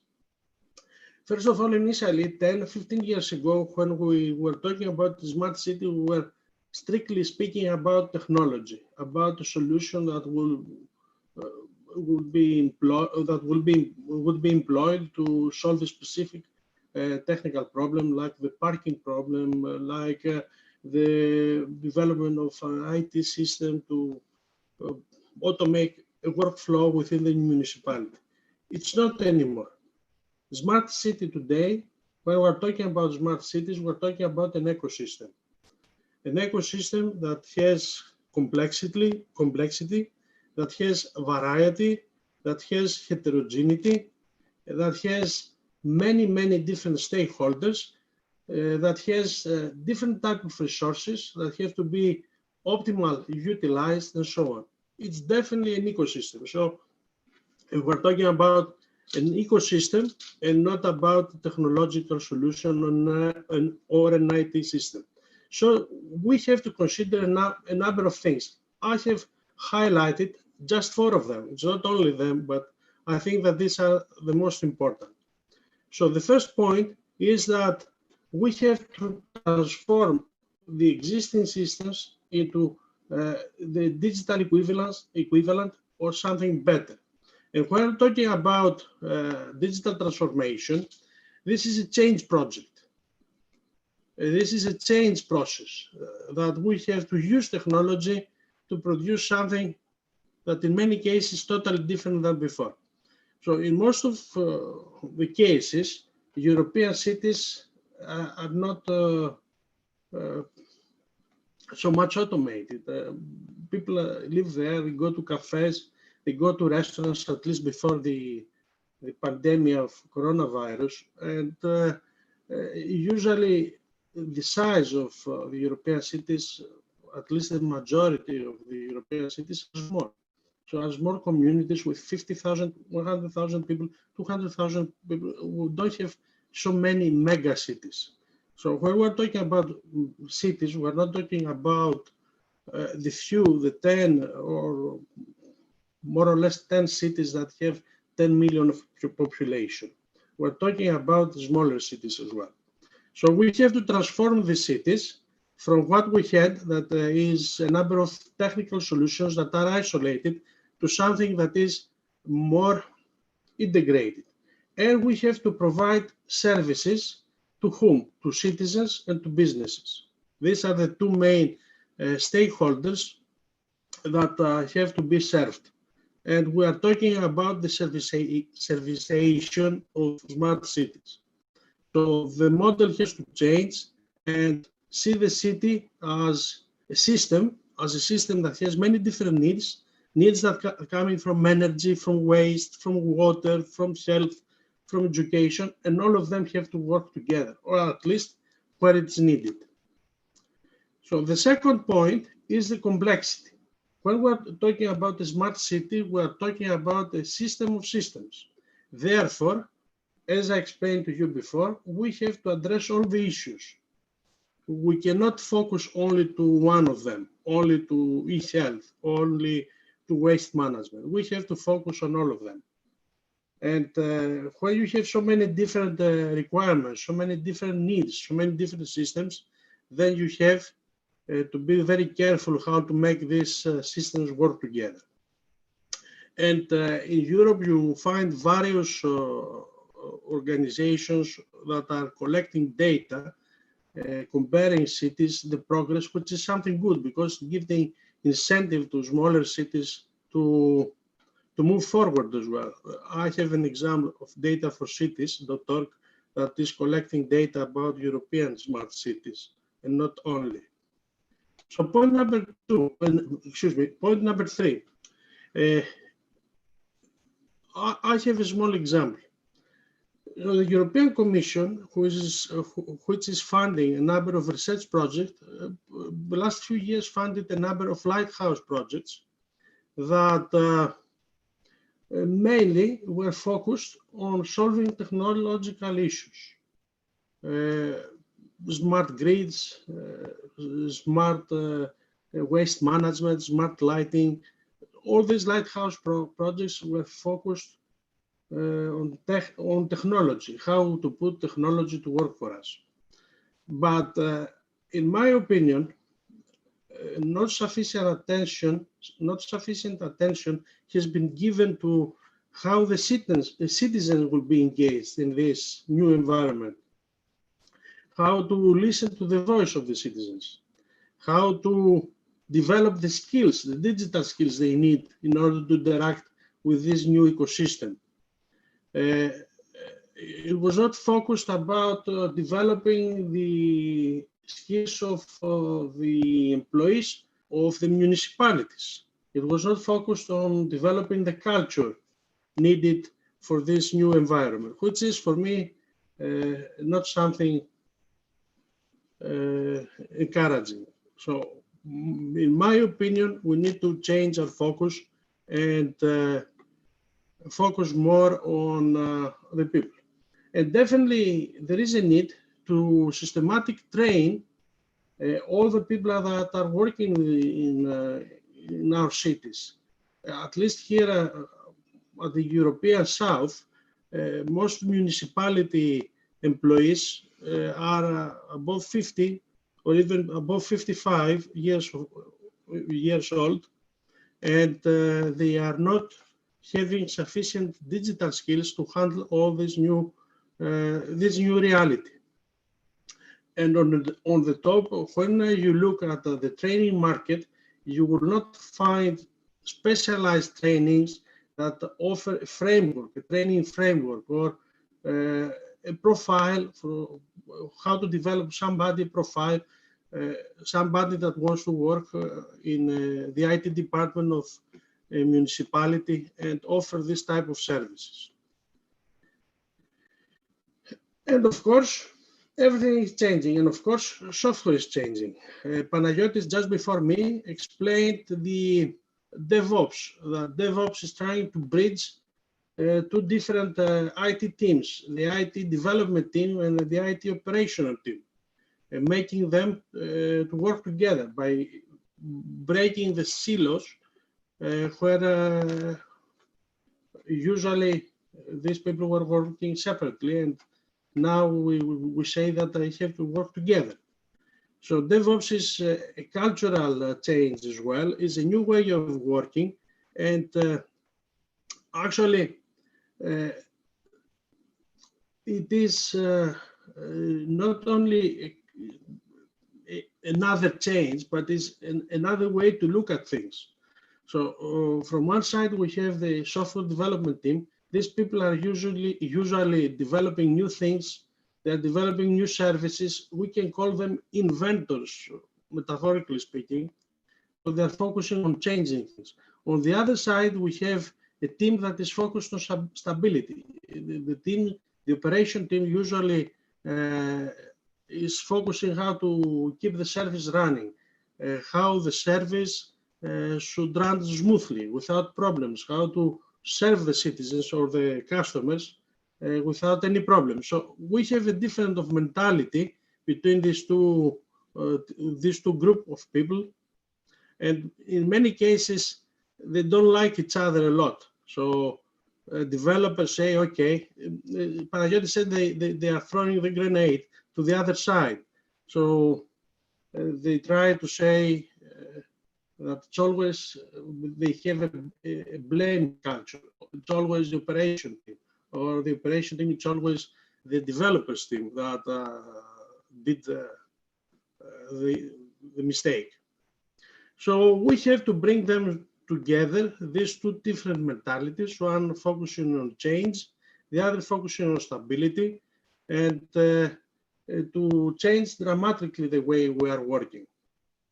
And not only this, we have to be able to serve the citizen. So all what is DevOps about is bringing together not only developers and operation team, but as well the business needs. So we have to be able to answer as soon as possible to new citizen requirements, to be able to deliver and deploy these new solutions in a matter of minutes or even in a matter of seconds. And actually, the evolution, I don't know, my PowerPoint somehow it has some mistakes, but anyway, usually we are accustomed to the idea of having continuous delivery of water. We are accustomed to the idea to have continuous delivery of electricity. And now we are having continuous delivery of software. So it is the natural evolution of things. It is what is happening now. And of course, this is not science fiction, because if you see the high performance at this industry sector, you will see that Amazon is deploying new software 20,000-30,000 per day. Google 5,000 times per day. So the deployment time is measured in minutes. The same is done by Netflix, Facebook, and all the big IT players. However, a typical enterprise does a new delivery every 9 months. So what we want from a smart city that is currently developed, to wait and address the problems of citizens in 2-3 months time, in 1 year time, or today. And the coronavirus epidemic has proven that in some cases, problems cannot wait. So we have to move to think in a new way, the DevOps way, and change our cities as well to do, to work and operate that way. So DevOps project cannot address all those things, but we can do a few things towards this direction. So for example, one important stakeholder I have still 5 minutes, so I will devote 5 minutes to our project. So what I'm saying is that we can do a few things in this complex environment. So our project is focusing on the employees of municipalities, mainly at the technical side, at the IT department, and we want to bring some order to the chaos that is currently going on. So I would like to make sure that people working at the IT department of a municipality have the correct skills. So I think it's not much to ask. Our lives depends on IT technology these days. So we have to make sure that the place we are living at is able to offer us the correct services. And correct services means for me not buying only new software or new hardware or new IT services, but having trained personnel to operate or to develop them at the same time. So our focus is these people, and we have to develop a curriculum that will describe, we are developing curriculums that describe these new professions. DevOps not only will develop these new profiles, but it will provide training material in order to train these people in these new technologies. And we'll pilot them either using MOOC or with face-to-face trainings. And we'll try to validate this and submit our findings to the national authorities in order to establish these new professions. Further, we would like to develop a new community of practice that will focus on the smart city training needs. This is something that has not been addressed sufficiently, not only at the European level, but worldwide. So these are our project objectives. So if I can highlight them, so we'll try to develop new profiles to train the smart city employees, but as well to develop a new culture that will be according to the new developments of the software engineering profession. And of course, as I said, to develop a new community of practice that will focus on training. So up to now, we have worked for more than 1 year, and we have identified 3 new professions: the smart city planner, the smart city IT head, and the smart city IT staff. So these are 3 new professions that we have defined, and we have defined as well the skills that these 3 new professions need to have. So I'm not going to read what each one of them has, because I will make available this presentation to all of you. However, what I would like to say before closing my presentation is that we have defined not only 3 professions, but we have defined 4 skill sets. One is focused on transversal skills. The second is focused on general IT knowledge. The third is focused on DevOps related skills.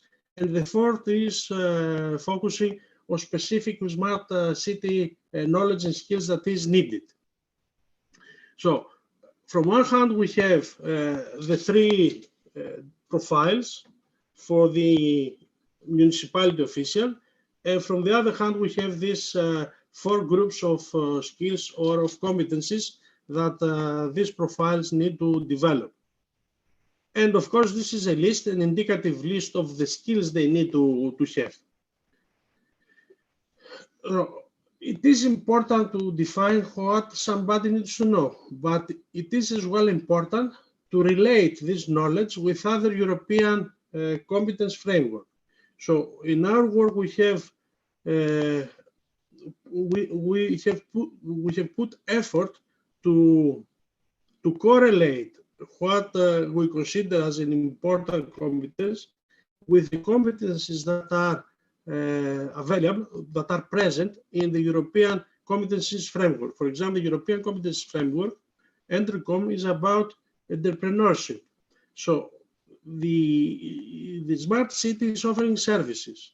The persons that are working at a smart city need to have this mentality, how to offer a better service, how to attract more customers, citizens, and so on. Digicoms, it's about digital skills. ECF is again about electronic skills, it's electronic competent framework, and all of them have to be combined in order to create new professions that will exist, that will recognize, and they will be listed in ISCO database, the European Skills Database.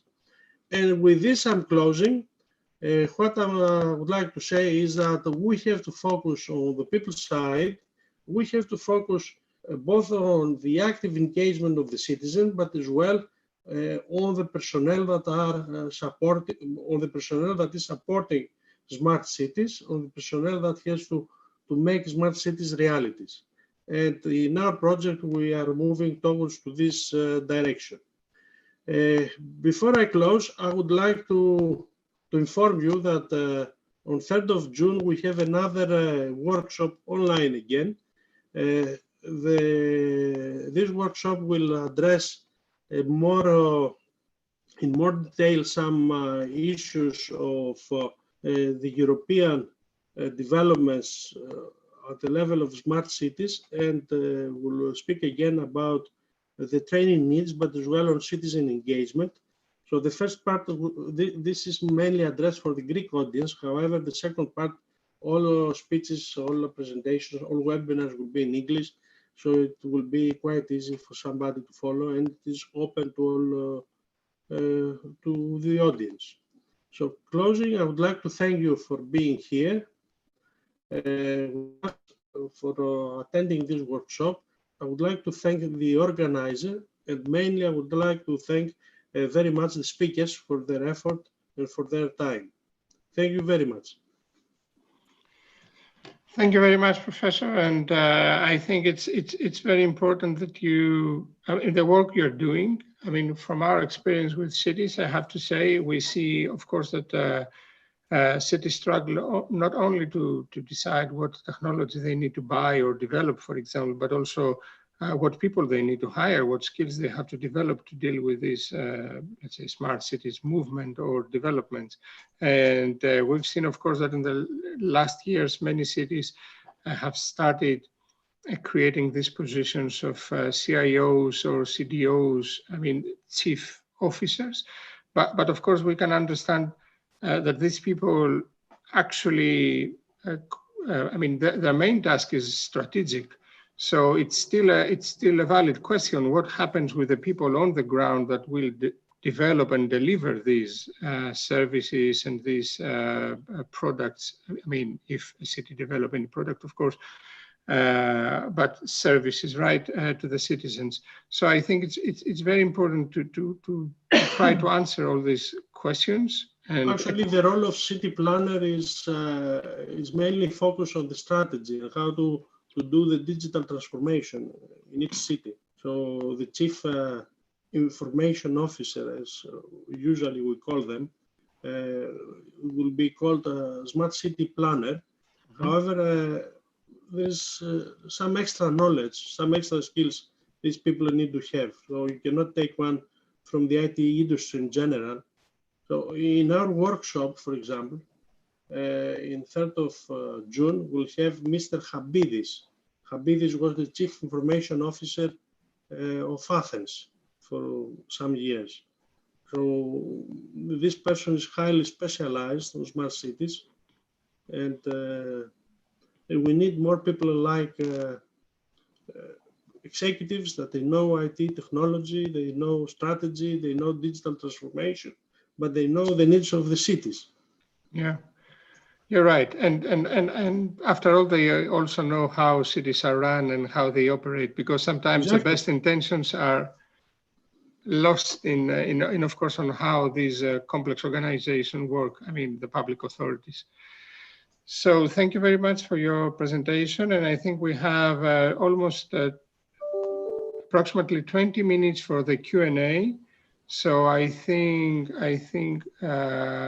we have at least 4 of the 5 speakers connected, and I would like to ask the participants, if they have, of course, any questions that they would like to ask. I think you can raise your hand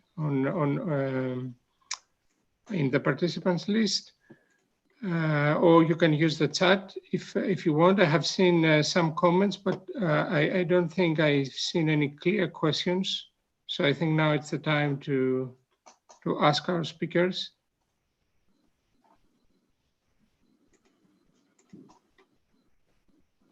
It would be nice if you want to speak, of course, to start with your name and your organization, and then if the question goes to a specific speaker, please let us know.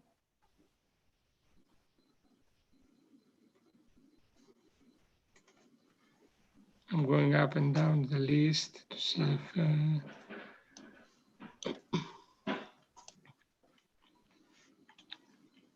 I don't see someone raising hand. I don't know if I'm correctly looking at. I will start with a question then to warm up a bit things. I mean, we talk a lot about future smart cities, new technologies, skills, etc. And I would like to ask, I mean, all four of you, I don't know, maybe you have also different complementary opinions. I mean, if we were to define that, we're talking about digital literacy, citizens needing to have more skills, or public servants in need of having more skills. And I would like to know, of course, practically speaking, if you would have to say all citizens of a city need to know this specific thing tomorrow so that we are in a better position or a better functioning city, what would that be? What would you describe as the one priority or two priorities for the citizens of the future, or the smart citizens, if you want? Someone wants to, I don't know if you want to talk first, Martin, Professor, someone to, Casper? Yeah, I think it's Martin here. I think in my opinion, what all citizens have to know is especially where they can participate and what they can use. So the use of it itself should be self-explanatory and take into account the capacities that they all have. But we have to make sure that they know which options they do have. And that seems to be the first point. If I can add to this question something, I like standards and standardizing work, and actually, why I'm saying this, because the European Commission has developed a framework which is called DigiComp. I'm writing this at the chat. So it is called DigiComp, and DigiComp is a framework that has different levels of knowledge. So if somebody, for your question, for example, what is mandatory? What the framework is saying is that you should be able to browse, you should be able to search, you should be able to evaluate data, information, and digital content, and you should be able to manage your own data. So this is one dimension. And then it has a second dimension, how to interact. And a third dimension, how to develop content. But if you want to start, this is the starting point. Information data literacy. So I have put both, I have put the link of the chat so people can go and check what is included. It's a very popular framework. Yes, thank you very much. We can see the link, and I think it's important to try to tap on that knowledge, because I personally, I don't like talking about digital literate citizens and meaning just people that know how to open their smartphone and I don't know, slide left, right, and zoom. I mean, that's not digital literacy as we mean it in the sense of a citizen, right? We mean something else, obviously. Then I would like to ask something more. I mean, as long as I don't see questions from the audience, and I hope that we will have something. What do you think? I mean, we see technologies evolving very fast, and I think even every couple of years, what looks to be the next hot thing changes all the time. And again, if we take as an opportunity what happens now with the crisis, I mean, because it exposed very vividly what might be the problems or inefficiencies. What would you see as the next hot things in smart and digital, and of course in combination with cities and citizens? I mean, what do you think would be the next things that will hit the headlines and will keep us occupied? This is a very difficult question. First of all, the innovation cycle. So there are some new technologies that have potential, but we do not know the future. So we cannot say which will be the next big thing. If we knew them, there would be millionaires because we would have invested in it. However, I think that the main issue here today is that we have a number of technologies that these technologies are known, and I can list them. One, for example, is the Internet of Things. The second is blockchain technology. The third is cloud computing. The fourth is mobile computing. All these things are mature technologies, but we have not exploited them to their full potential. So I think we have more work to exploit these existing technologies and develop, and of course, artificial intelligence. Sorry, I have missed the most important one. And now, with the coronavirus epidemic, we have seen as well a lot of new developments. It attracts our attention on the biochips and on medical devices that will be implanted or embedded or wearable. And all these technologies are there for some time now. I think that we have to exploit them, and then if we exploit them, we're going to have different cities, different way of working. Yeah, thank you for that. I mean, there might be a question that is related to that from Jonathan Woods that asks, I think on the occasion of applications to track for COVID contacts between citizens, and he asks, what do participants think about connecting citizens in a similar but not identical fashion way to objects, talking about Internet of Things? So if you have any comments on that or remarks. Well, I'll take it this Panagiotis Lapetidis. Well, connecting people, at least in my opinion, would for COVID and any other related poses, things that would scare the same public people in terms of their data privacy and their awareness of, because I've been hearing, let's say, an next best thing that companies try to track the epidemic using Google Maps and can pinpoint people right on this map. So they can track where it is, where it's infectious, where not to go.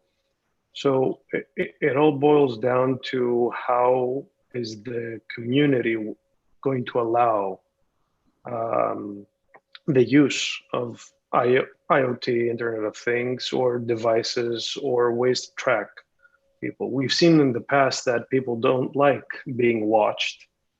So that's an important factor to cities taking into account this factor. Thank you, Panagiotis. Any other comment to that? Yeah, if I may, I think that, well, Casper, sorry. I do think that all this tracking raises a lot of security and privacy concerns. Because obviously we are aware that they're already being tracked by a lot of software and apps, but this is the first actual app that says, I want to track you and I want to know who you've been in contact with. And it's really about privacy and about human rights. Really, when you dive into it, the European Union is looking into it very strongly. So I do think that's a concern. It's a concern for lawmakers. It's a concern for governments, and it's definitely a concern for citizens. Is it beneficial? Well, it could be. But I do think there's a big step to be taken towards regulating it, see what exact data and how they're going to use it, and what happens with that data once it's been used. So that it does raise a lot of questions. Yeah, thank you very much for that. I mean, if I may just add then to that, because it happened also through Eurocities. I mean, what you say, we see also that it's a major concern, and that's why at least in 2 instances we tried to address a bit that. I mean, in one instance with a statement about how data should be used in the context of cities and smart cities, and of course we're talking about data that relate that are gathered in public space or have to do with citizens. And another one, a big initiative that started from Barcelona and Amsterdam and New York and other organizations and cities, which was about the digital rights of citizens. So some cities thinking, as we have the human rights in general, maybe now if we're moving also to the digital space, maybe we need to define our rights there as well. So not leave it just an accidental sphere of activity. Vasilios Dionysopoulos. If I can add something yes, to what you were saying, is that we're facing a lot of changes. Most of the changes are inevitable. It's like the Pandora box. If technology is out, you cannot put it inside again. Many changes are irreversible, so you cannot go back. Say, okay, let me try it, and if I don't like, I cannot go back. So things are there to stay. Further, things are happening very fast. So you don't have time as a citizen to think. Further, many things are uncertain in execution. So I don't know what will happen if I do, if I use the application that tracks me in order to find out if I'm exposed to coronavirus. Today, and this is a message, we have to try to be private. We have to put an effort for keeping our data private. The default is the public. While 10 years ago, it was exactly the opposite. I had to try to make my data public, my voice public. Now I have to try to make it private. Thank you. Yes, thank you very much. I think that's an important remark, and that's why maybe it's even more important that if some public organization take the responsibility to promote these messages, right? That we need to act on these things. Maybe something will happen. Otherwise, it will be, just nothing.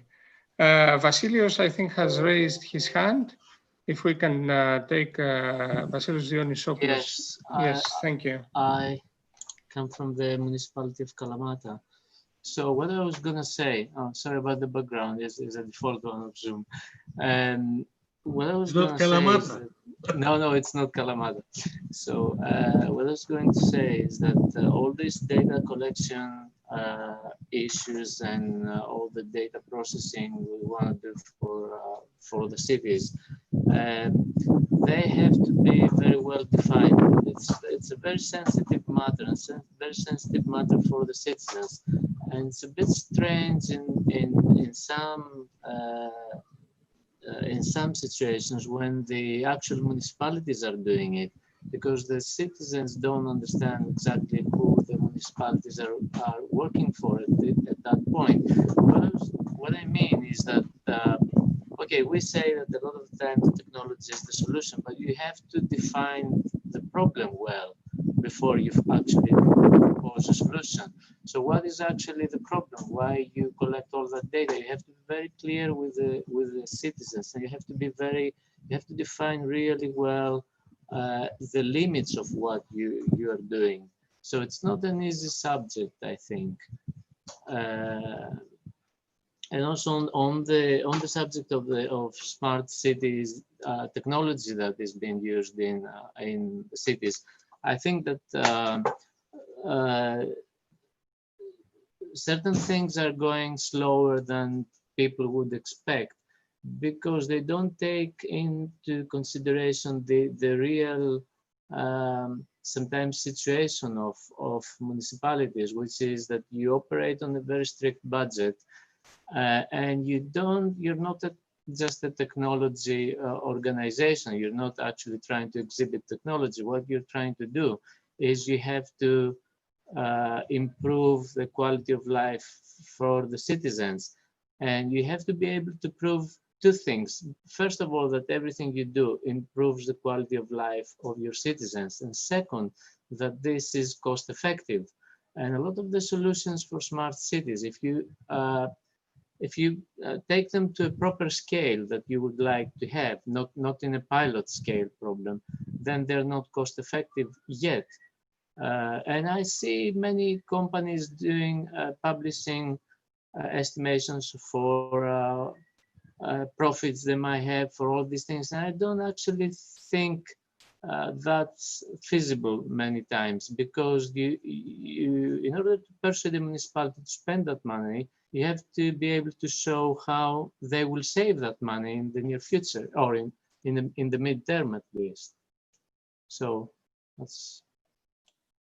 Thank you, Vasil, for these valuable insights. I think maybe it connects also a bit with what I will try to translate it correctly. I hope Antonio Paolo Russo wrote in the chat about cities. I mean, I think he brings an example of cities that have a very strong tourism sector, for example. And he says, okay, if they are becoming smart, do the citizens, the residents benefit, or it all happens, for example, for the tourists that come and so for the indirectly the industry of the city. I mean, it's all these questions that I think are on the table, and we have to think twice every time before doing anything, or maybe on what's the purpose of everything we're doing in a city. I don't know, it's exactly 3:30. So I think if, I suppose we should close the webinar. I don't know if there is a last comment that any of the speakers would like to make before we close. I would just like to add that if there are any specific questions directed at me, that they can contact the organization, and they'll, I hope, I would ask them to forward it to me. These are very important topics. This should be way bigger in the public discussion than it currently is. So thank you very much for inviting me. It was a fantastic webinar. Thank you, Casper, for making the point. Of course, I suppose that there might be many questions or thoughts that will be formed into questions in the next, I don't know, hours or days. And I think that all our speakers are available to be contacted. And if you have something to discuss with them, or even better, things to do with them, projects or ideas. I think that's the meaning of having all these moments and all these webinars, is to create new let's say, projects and work and exchanges. So from my side, I would also like to thank everybody, especially the 5 speakers. Nicola, before you close, yes, please. Let me say for 30 seconds something. So DevOps project started 1 year ago almost. So in the next month, we will start putting on the website a lot of training material for the topics of DevOps, smart cities, and of course the others, soft skills and general IT skills, but these 2 categories are the most interesting for the audience here today. So keep an eye on the website, devops.uth.gr. There is as well this workshop And finally, I would like to thank you very much for being here in this webinar. The speakers, you, Nicola, that you coordinated this event, the organizers, and everybody that was here with us today. Thanks very much. It was a very interesting discussion, at least for me. Thank you very much. And I mean, I would like to encourage people to follow, as you said, the project and follow and use, actually, that's the proper word, use the reports and the toolkits that we're going to produce. I mean, that's, I think, the ultimate success of any project, to have material that will be used and adopted by other people, right? And I hope we will have more opportunities in the future to talk these important topics. Thank you very much, everybody. And I think, yeah, that's from my side. We will be all in touch, in contact, and have a nice afternoon. Thank you. Bye-bye. Thank you, everyone. Bye-bye. Thank you. Goodbye. Bye-bye, Casper. Thank you. Bye.